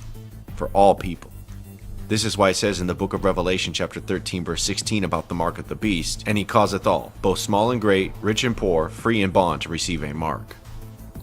This is an all-inclusive global biometric ID. They are setting up what is called a singleton. The philosophy behind the singleton is that ultimately there will be an artificial intelligence governing, whether it be perpetually for good or perpetually for evil. The narrative being shared is that in order for us to stop a perpetual evil global governance using the artificial intelligence, they must institute the artificial intelligence global governance for perpetual good. But really, they're both evil. Listen to this interview of Elon Musk in reference to the artificial intelligence system. So we need to be very careful with artificial intelligence. I'm increasingly inclined to think that there should be some regulatory oversight maybe at the national and international level, just to make sure that we don't do something very foolish. I mean, with artificial intelligence, we are summoning the demon. You know all those stories where there's the guy with the pentagram and the holy water, and he's like, yeah, he's sure he can control the demon. Even the Ethereum digital blockchain currency is no stranger to the satanic influence, as you see the pentagram on their website. This is not a coincidence by any standards.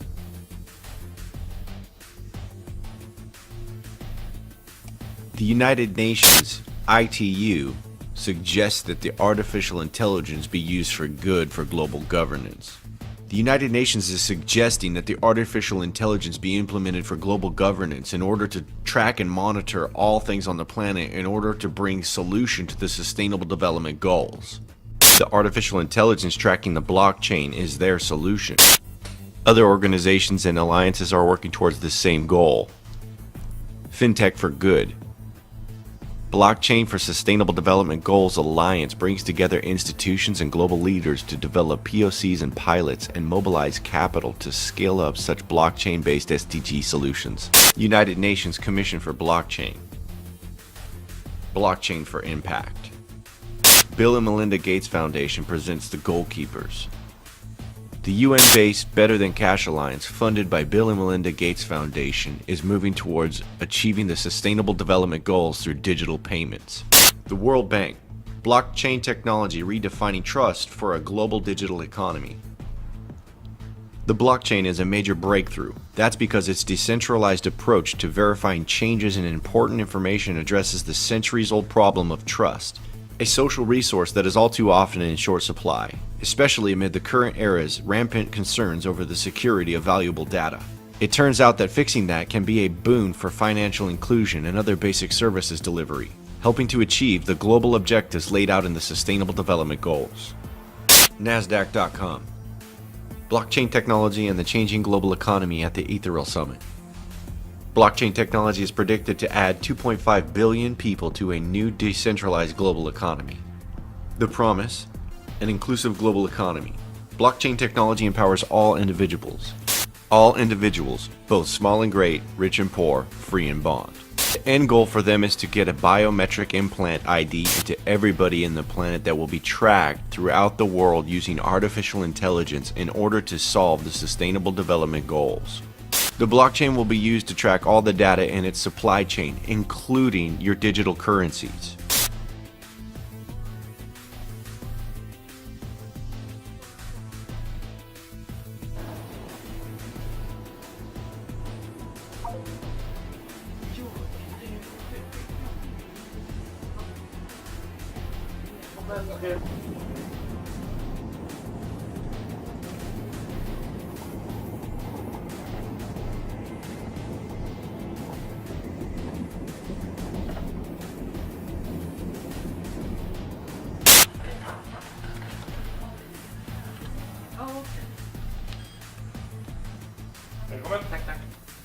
Tesla and SpaceX CEO Elon Musk, who's known for his futuristic ideas, was at the World Government Summit in Dubai earlier today discussing artificial intelligence. Musk issuing a warning, saying, quote, over time, I think we will probably see a closer merger of biological intelligence and digital intelligence. Mike, not sure exactly what he means by that, but he explained that what he meant was that computers can communicate at 1 trillion bits per second, while humans are limited by typing to about 10 bits per second. Yeah. I mean, obviously, some kind of enhancement to human capabilities using something embedded or something attached. He's using something embedded. He's using something embedded. He's using something embedded. He's using something embedded. He's using something embedded or something attached. He's using something embedded or something attached. United Nations Partnerships for Sustainable Development Goals. The United Smart Cities is a project for the United Nations to unite all of the digital smart cities globally under the same goal of fulfilling the Sustainable Development Goals. Their goal is to have artificial intelligence tracking the blockchain in every single one of these cities globally in order to meet all of the Sustainable Development Goals. This makes the global government bypass the national governance and turns these cities into city-states. Through controlled opposition, Donald Trump is helping dissolve the current world order. This creates condition for the formation of the New World Order, thereby helping the agenda. World leaders are now saying that the cities need to take the lead in the establishment of the Sustainable Development Goals. This was planned long ago when the world mayors had went to the Vatican to meet with the Pope to discuss the sustainable development. In the Pope's encyclical Laudato Si for the sustainable development, he calls for a global political authority to manage over the world's economy. As Benedict XVI has affirmed in his continuity with the social teaching of the Church, quote, to manage the global economy, to revive economies hit by the crisis, to avoid any deterioration of the present crisis and the greater imbalances that would result, to bring about integral and timely disarmament, food security and peace, to guarantee the protection of the environment and to regulate migration. For all this, there is urgent need of a true world political authority. End of quote. First of all, the integration of national economies into a global economy. That's here. That's done. And so the question is not whether or not there's going to be an international global economy. There is one. In the United States. And for the international order that we have worked for generations to build. Ordinary men and women are too small-minded to govern their own affairs. That order and progress can only come when individuals surrender their rights to an all-powerful sovereign.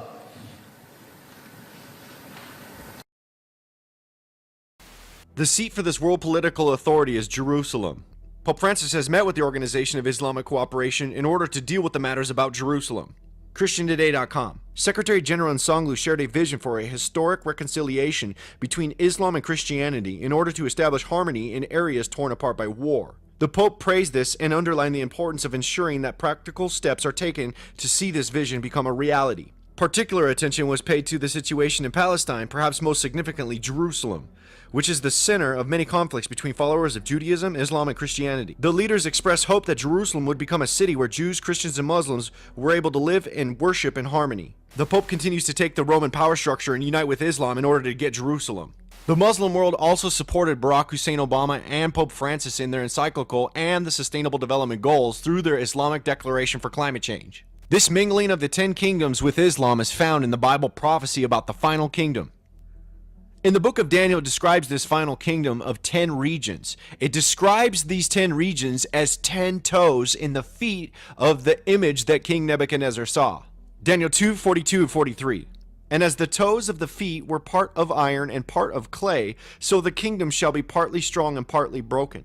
And whereas thou saw iron mixed with miry clay, they shall mingle themselves with the seed of men, but they shall not cleave one to another, even as iron is not mixed with clay. This iron is the Roman power structure that is uniting with Islam, which is the clay. They shall mingle themselves with the seed of men is in reference to the Muslim world mingling and living amongst the general population, but they will not cleave to one another, even as iron is not mixed with clay, because the Muslims will not assimilate into the general population.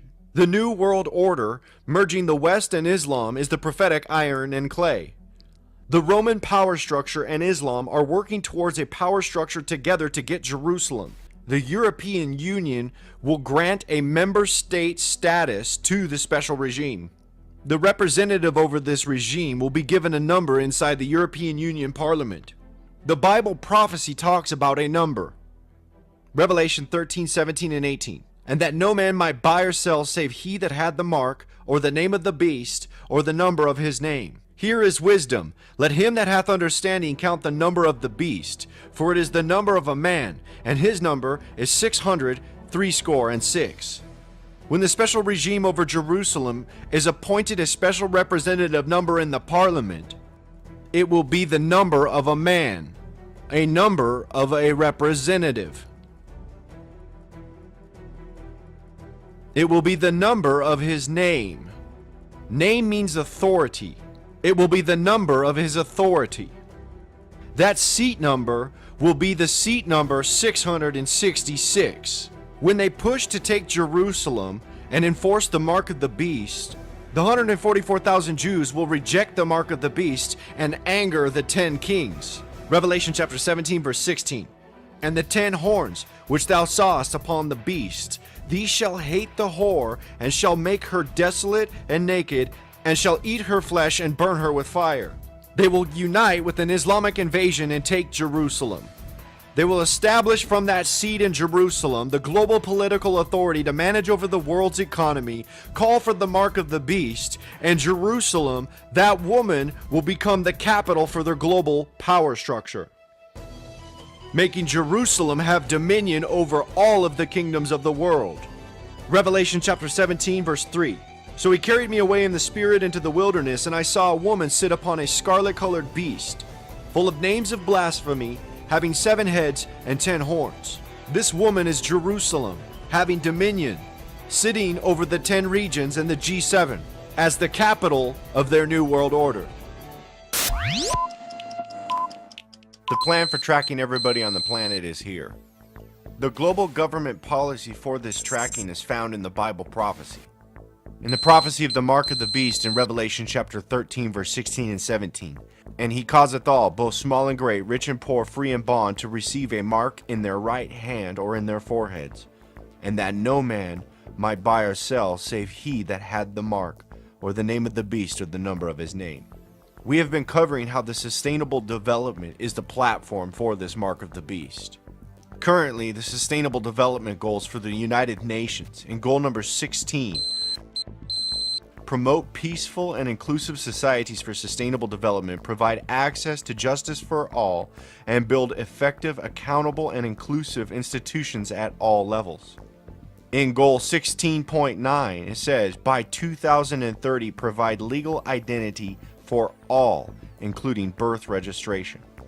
In the prophecy of the mark of the beast, it says that no man might buy or sell without that mark. This would have to involve the global banking system.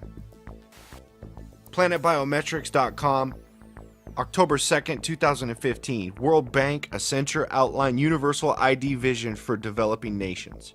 Daniel Baker, America's lead Accenture Development Partnership, said, quote, the World Bank seeks to establish a standardized integration approach for countries considering cost-efficient identity management initiatives, which ensure accuracy and minimize identity duplications and errors. Accenture Development Partnerships recognizes the important contribution Accenture can make to the ID4D program by deploying the skills and expertise of our employees to help progress thinking and guide developing nations on best practice national identity programs, end of quote. The report proposes an, quote, ID4D integration model, end of quote, which envisions a universal, multiple-purpose system capable of supporting identity services for multiple stakeholders, national, regional, or international.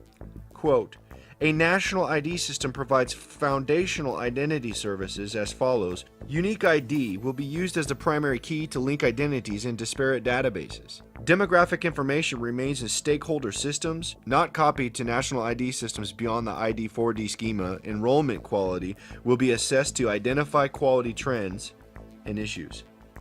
As a part of this model, an integration layer will be used to enable stakeholders to interact for the common interchange of information among the constituent registries. Stakeholders could also provide services for others to use in the areas of data management, matching, identification verification, operations management, and reporting. The World Bank, the United Nations, and Accenture Corporation are working together to integrate the biometrics tracking and global identification of everybody on the planet through the ID4D Identification for Development project. The US is funneling money into tracking systems that are threatening to make the very concept of privacy a thing of the past. It could mean people's every move being used against them to keep them under surveillance.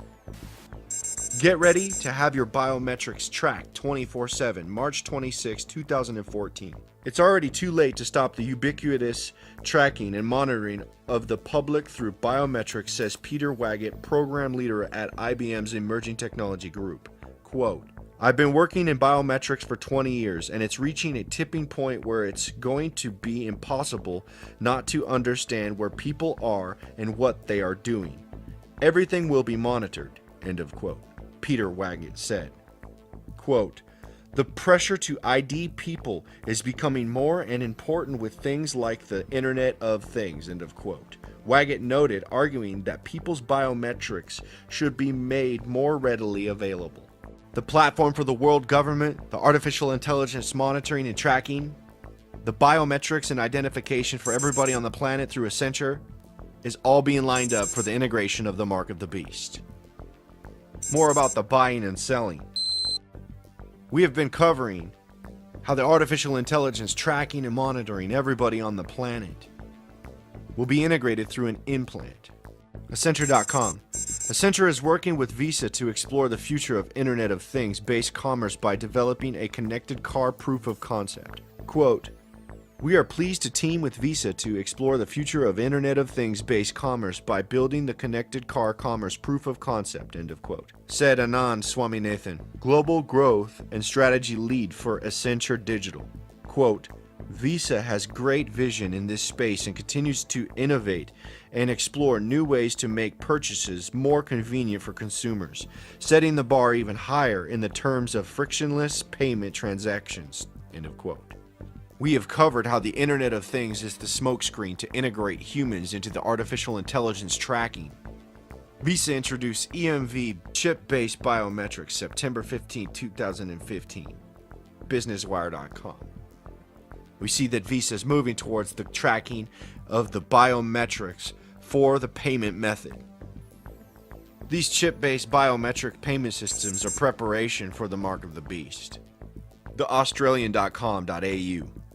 Implants to aid payment with a wave of the hand, May 30th, 2015.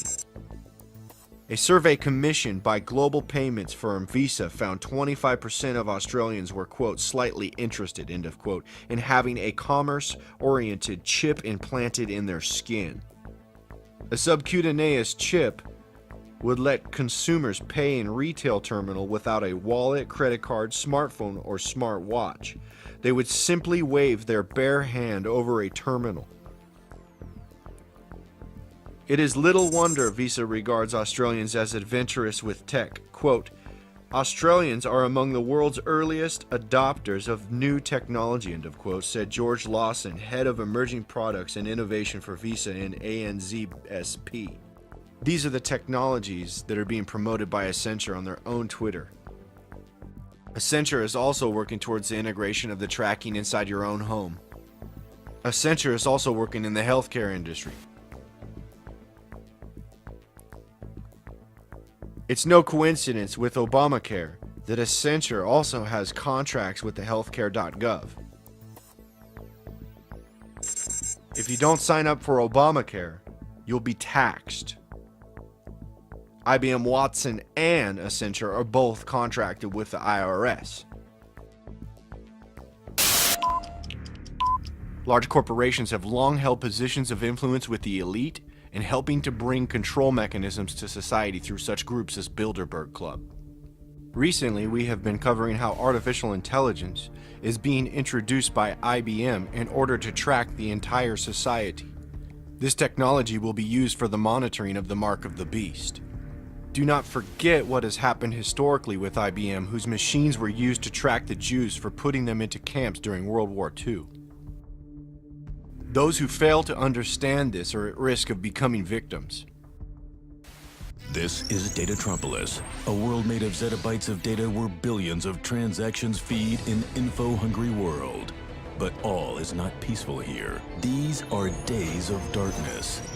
I'm Watson, and today hundreds of companies are putting me to work. I'm Watson, and I'm ready to work with you. Connecting the dots was easier when the dots were right in front of you. It's much more difficult when the dots are generated by billions of documents in unrelated industries spread all over the world. The next great innovations will come from people who are able to make the connections that others can't put together. Introducing the IBM Watson Discovery Advisor. Pinpointing facts and analyzing information from tens of millions of books, online articles, and other unstructured data sources that no one person could understand in 100 lifetimes. Unveiling the hidden connections, leading you down new lines of thinking, interacting and communicating the way you do.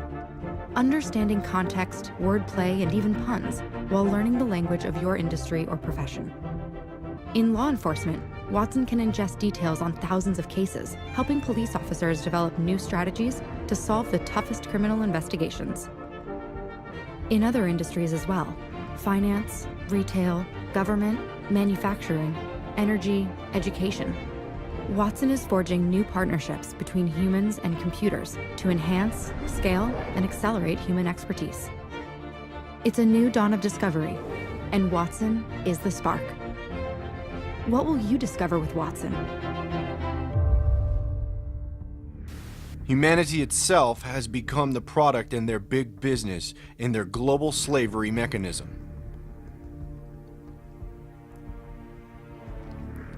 Matter Over Mind, edition October 25th, 2015. Artificial intelligence is taking computers to the frontier of human thought and helping drive solutions and growth in multiple industries. The long arm of the machine. Consider this. The implant in your body detects something wrong in your blood sugar level and suggests you go for a health checkup. Your smartphone automatically checks your schedule and books an appointment with the doctor. An hour before the appointment, sensing the traffic on the roads, your phone reminds you about the checkup, and your driverless car arrives at the driveway to take you to the clinic. The humanoid sitting at the clinic's reception greets you with a smile, scans your retina, and directs you to the doctor. As you enter the cabin, all your reports, including the results measured by the implant, pop up on your doctor's console. Even as the doctor speaks, the examination results are uploaded to your smartphone through the cloud in parallel. With the prescription, too, uploaded on your smartphone, this smart device, in tandem with your implant, reminds you every time you forget to take your medicine. Too far-fetched, you think? Nah. Think again. Much of this is already happening. Voice search, driverless cars, retina scans, big data residing in the cloud, even humanoid receptionists have started sprouting, as AI has a big role to play in all of this. Started in the 1950s as a futuristic science discipline, AI is today being used by major tech companies at the application level to do previously unimaginable tasks. The IT industry's biggest names, including Apple, Google, Facebook, and Microsoft, have all invested heavily in research of AI. Business Today, India. Visa introduced EMV, chip-based biometrics, September 15, 2015. Visa Incorporated today introduced a new specification to use biometrics with chip card transactions. The specification can enable palm, voice, iris, or facial biometrics. This first-of-its-kind technology framework is designed to work with the EMV chip industry standard to help ensure open, globally interoperable solutions. Biometric verification is intended to prevent fraud as well as make it easier to pay securely. BusinessWire.com. The prophecy of the mark of the beast is unfolding before our very eyes. No nation, large or small, wealthy or poor, no nation large or small, wealthy or poor, is immune to what this means. Obama says nobody is immune to what this means for their global accountability to the Sustainable Development Goals. It is not a coincidence that Obama uses Mark of the Beast terminology during his speech about the sustainable development. United Nations Sustainable Development Goal 16 calls for the global ID. Goal 16A. Promote peaceful and inclusive societies for sustainable development, provide access to justice for all, and build effective, accountable, and inclusive institutions at all levels. Goal 16.9. By 2030, provide legal identity for all, including birth registration. This is the policy for the Mark of the Beast to be enforced globally.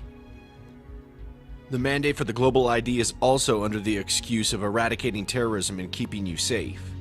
WorldBank.org. The Identity Target and Post-2015 Development Agenda, September 17, 2015. Reducing Corruption, Sustainable Development Goal 16.5, and Fighting Crime and Terrorism 16A. The World Bank also has to do with buying and selling, a part of the Mark of the Beast prophecy. Revelation chapter 13 verse 17, and that no man might buy or sell save he that had the mark. The national mandate for the enforcement of the global ID in the United States is under the REAL Act.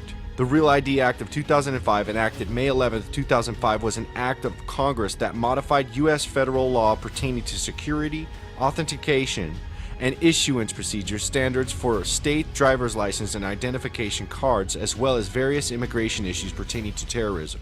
All right, your driver's license soon might not be enough to get past airport security in some states. That's the word from the Department of Homeland Security.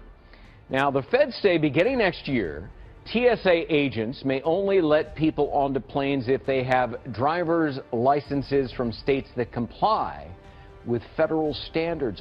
The new policy is a result of the REAL ID Act, which Congress passed a decade ago to try to bolster national security. Great to see you. I first heard about this at a dinner party. Yep.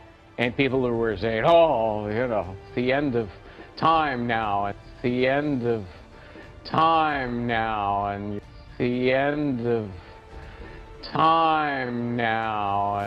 Senators Chuck Schumer and Lindsey Graham, bipartisan that is, set to sit down with President Obama tomorrow, discussing plans for a national identification card.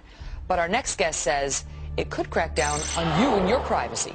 Congressman Ron Paul is a Texas Republican. He's opposed to this card. Congressman, afternoon to you. People over this decades now in this country, there have been some who have wanted this national ID card, and they're looking for every opportunity to do it. And this is it. I mean, who knows what will come of it. My guess is they'll probably have a GPS chip in there so that they can measure everybody, every instant, no matter where they go. So to me, it violates the whole principles of privacy, the principles of the Constitution, the principles of the Republic. And to me, it's a gross distortion of what we should be doing. It's part of an authoritarian society, and dictatorships have this, but not a republic. We're Okay, not but tell me how it's invasive, because what Schumer and Graham are proposing, according to what I read, is your ID card would have either your fingerprint, your thumbprint on there, or it would have a reading of the veins in the back of your hand, and you'd have to be scanned. A reading of the veins in the back of your hand, and you'd have to be scanned. Reading of the veins in the back of your hand, and you'd have to be scanned.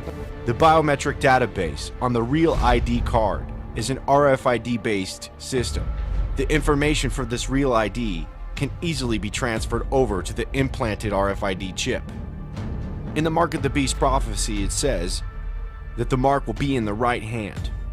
Revelation 13:16. And he causeth all, both small and great, rich and poor, free and bond, to receive a mark in their right hand or in their forehead. FoxNews.com. January 21st, 2016. Are implanted chips the future of boarding passes? These days, flying means having your travel documents in order and carrying multiple forms of identification. American flyers could potentially even have to carry a passport on domestic flights if their state does not stick to the government's REAL ID timeline. In the future, however, this kind of ID hassle could go away altogether. Flyers could leave all their IDs at home and breeze through ticketing and security. This might seem like a pipe dream, but the technology is apparently already available. A Dutchman actually put an ID-free idea to the test at Stockholm's Arlanda airport. carrying your information inside yourself. Great strides have been made in the field of biometrics in the past few years. The high-tech tool that allowed Dutch tech entrepreneur Andreas Stroström to breeze through Stockholm's hub without a ticket, boarding pass, or passport was much different than a digital fingerprint, however. Andreas had something called a near-field communication NFC chip implanted just under his skin on his hand. The infrastructure is already in place. Developing this kind of product for mass use would be easy because airports would not need to get any new special machines to scan passengers' hands to retrieve the relevant information. A few weeks ago, I had an NFC chip injected into my hand just beneath the skin. While I'm certainly not the first person to have an NFC implant, in this video I am probably the first person to pass through an airport, through security, through lounge registration, through the gate to the aircraft, to board a flight with only the NFC chip. So I had no boarding pass physical with me during this trip.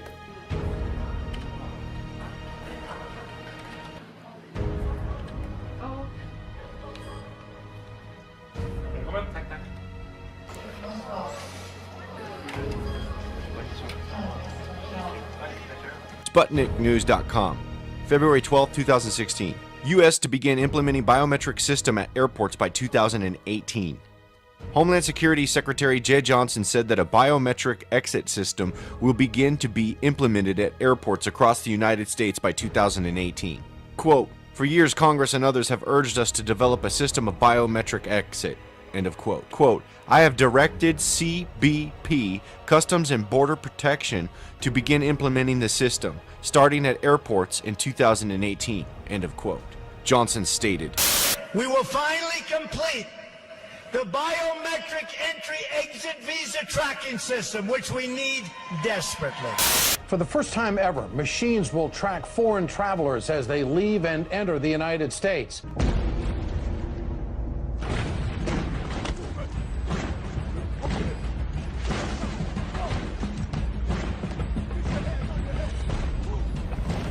of course, if you refuse to comply with the call for the Mark of the Beast implant, you will be listed as an anti-government terrorist and possibly hauled off in the middle of the night in Department of Homeland Security buses. Department of Justice pivots from ISIS to U.S. anti-government groups with the new position.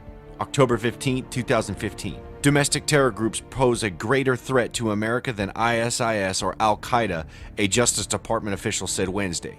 Assistant Attorney General John Carlin, who oversees national security at the Justice Department, announced the new position.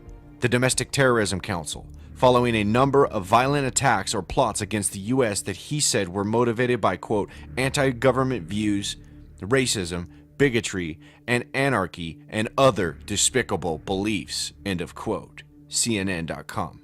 The Global ID biometric database and the implant for the Mark of the Beast will be your authorization token for your identity, and they want to integrate you directly into the internet through a brain chip that connects you directly to artificial intelligence and the internet.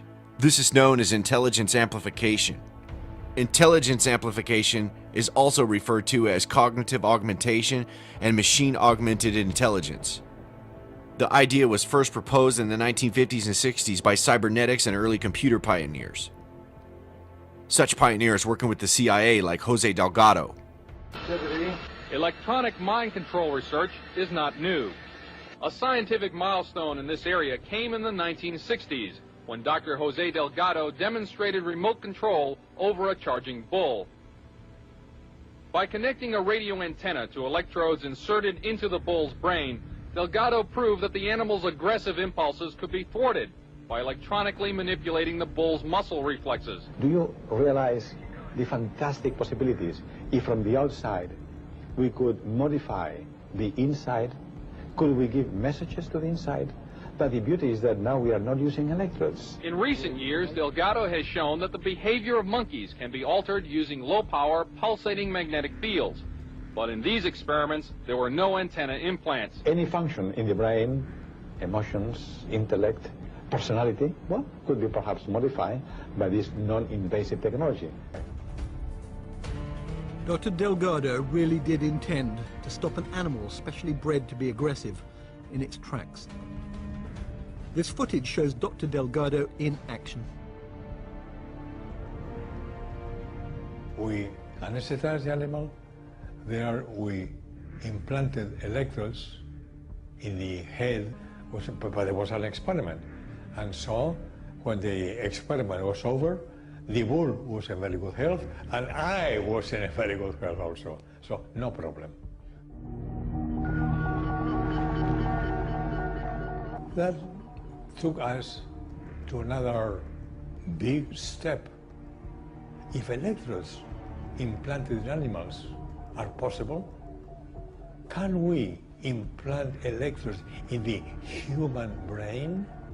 Can we implant electrodes in the human brain?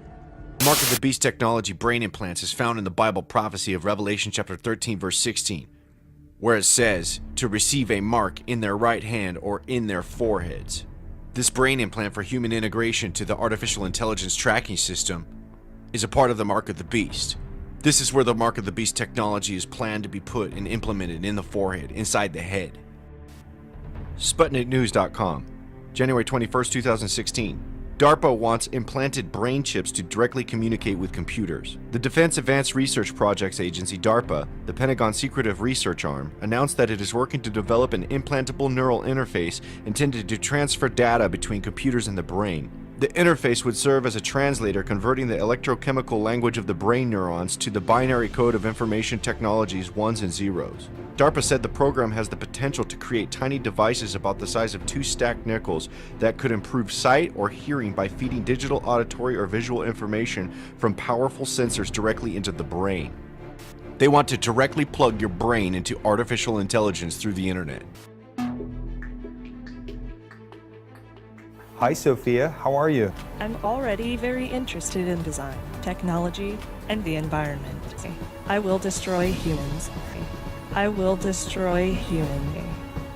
I will destroy humans. They want to plug you into the artificial intelligence and make you a robot. I am a technological breakthrough. This morning, I read over 4,000 articles on leukemia in less than a second. Thousands of new laws were published yesterday, and I'm up to speed on all of them. I know every detail of every public quarterly report in the last 20 years. I can spot diseases before a patient displays a single symptom. I can understand euphemisms, idiosyncrasies, and complex metaphors. I can tell what's going to sell out before it ever trends online. I can forecast the weather in over 2.2 billion locations at the same time!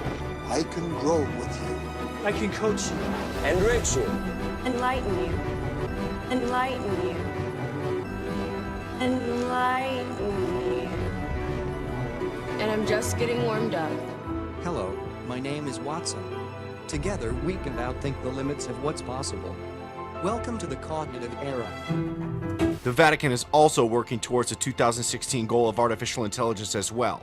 One of the key issues today concerns the place of the human person in a growing digital environment of increasing complexity that not only expands the range of his or her capacities, but also may compete with them or even replace them. Over the past 50 years, robots and computers have progressively supplemented humans, initially only in relatively simple computational and manipulation tasks, but more recently in the higher cognitive tasks that used to be the prerogative of the human brain, including language, mathematics, probabilistic reasoning, and decision-making. A crucial question is how to enhance the productive interactions between humans and artificial intelligence. Our Academy has already organized several meetings on the organization and functions of the human brain and mind, human neuroplasticity and education, neurosciences, and the human person. We propose now to study the power and limits of artificial intelligence. The Pontifical Academy of Sciences has long been studying the brain for the implementation of the Mark of the Beast in the forehead. The Vatican just held a conference on regenerative medicine. Artificial intelligence is at the core of regenerative medicine.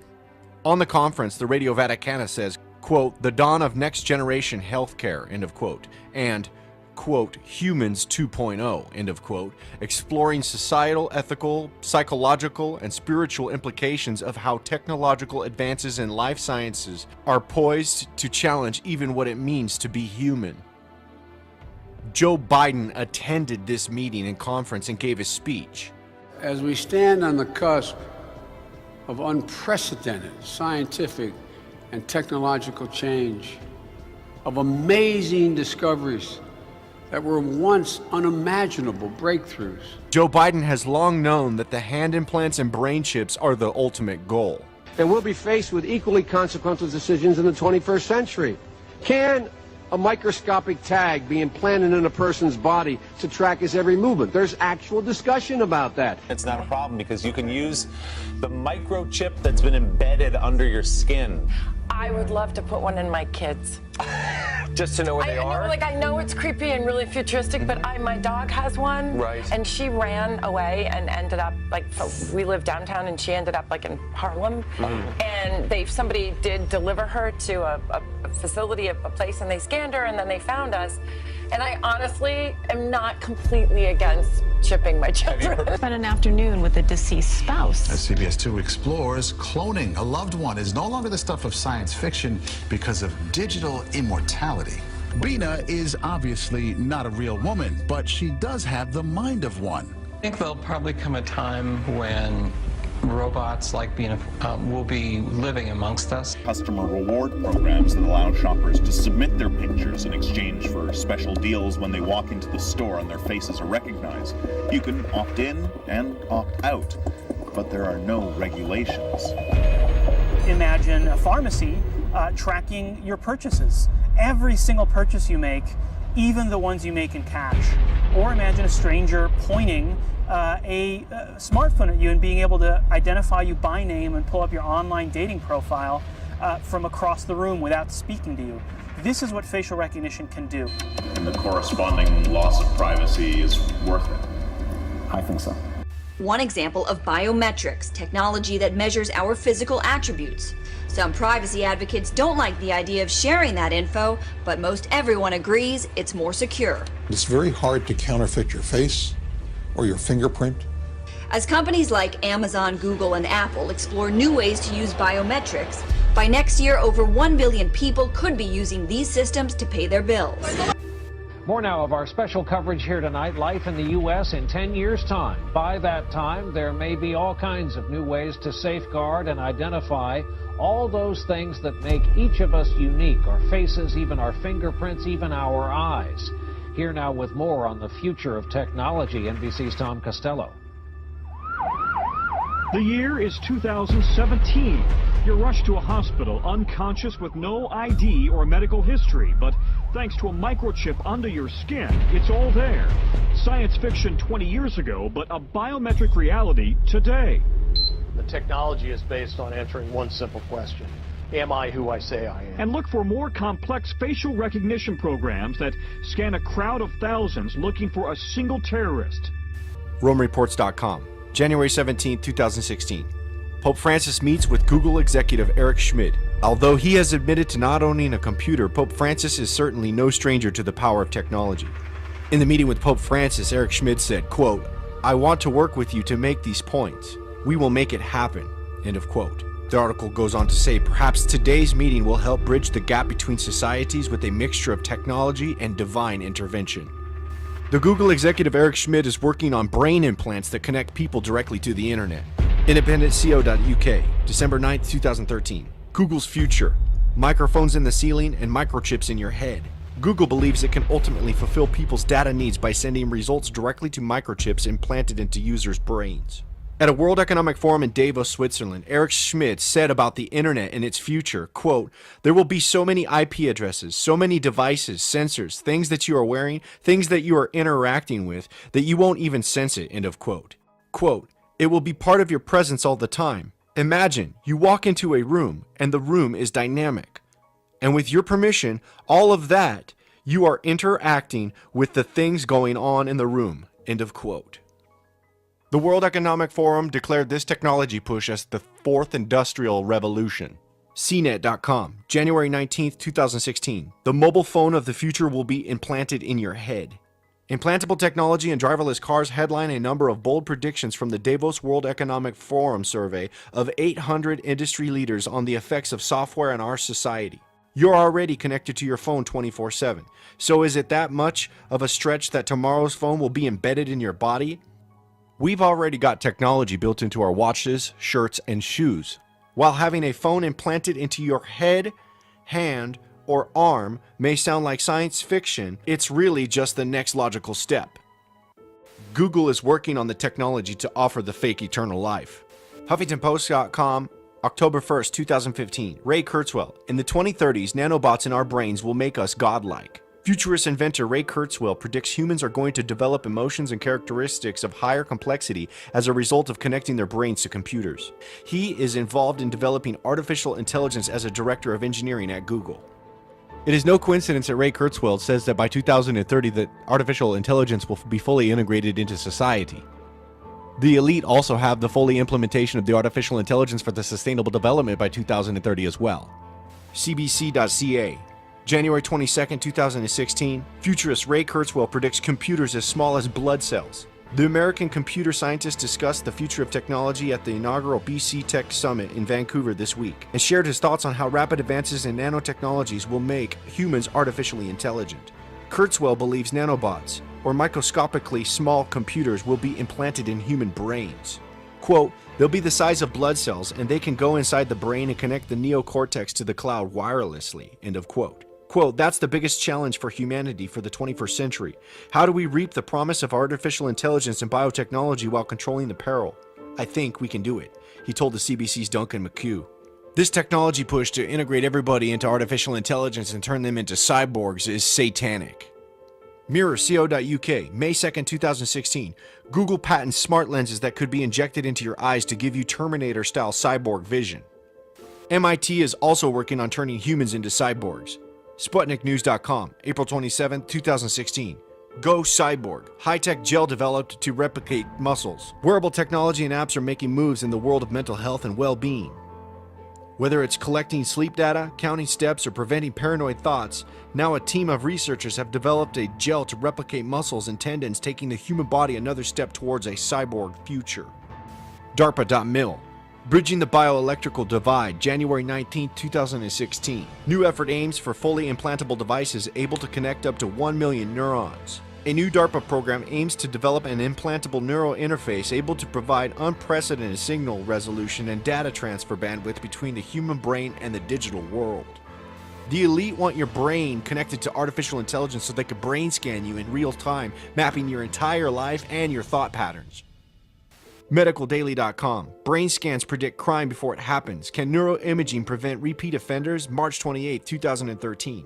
Researchers from the Mind Research Network in New Mexico say they predicted convicted criminals' likelihood of committing repeat offenses after being released from prison using a neurobiomarker for persistent antisocial behavior based on data from brain scans.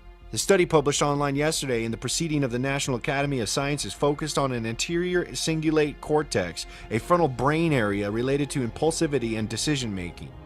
The elite have the plan for the artificial intelligence to be your psychologist. After last week's unpleasantness, I thought maybe this week we might try to listen more. So, who wants to share first? Me too, Mom. I can hear you hurting. Wait, what's he doing here? Hello. My name is Watson. I invite Watson here today to confront the source of our anxiety. So, Watson, why don't you tell us a little bit about you? I am a cognitive system. I can understand, reason, and learn with humans. With humans. PsychologyToday.com. Artificial Intelligence and the Future of Therapy, April 8, 2014. A natural starting point is to advance the current one-size-fits-all self-help paradigm. Computerized therapy systems will become more personalized, building detailed models of users' idiosyncratic mental profile. This will be interfaced with carefully curated databases of clinical knowledge, and machine learning algorithms will recommend a treatment strategy. Exciting breakthroughs are on the horizon in AI psychology. The artificial intelligence monitoring your brain in real time will also be able to tell if you've taken their smart pills. They want artificial intelligence scanning everybody's brain to help keep you safe. TechRadar.com, May 11, 2009. EU tests brain scanning to catch terrorists. The EU has been testing new ways to catch terrorists, and a method of brain scanning could be the way to weed them out.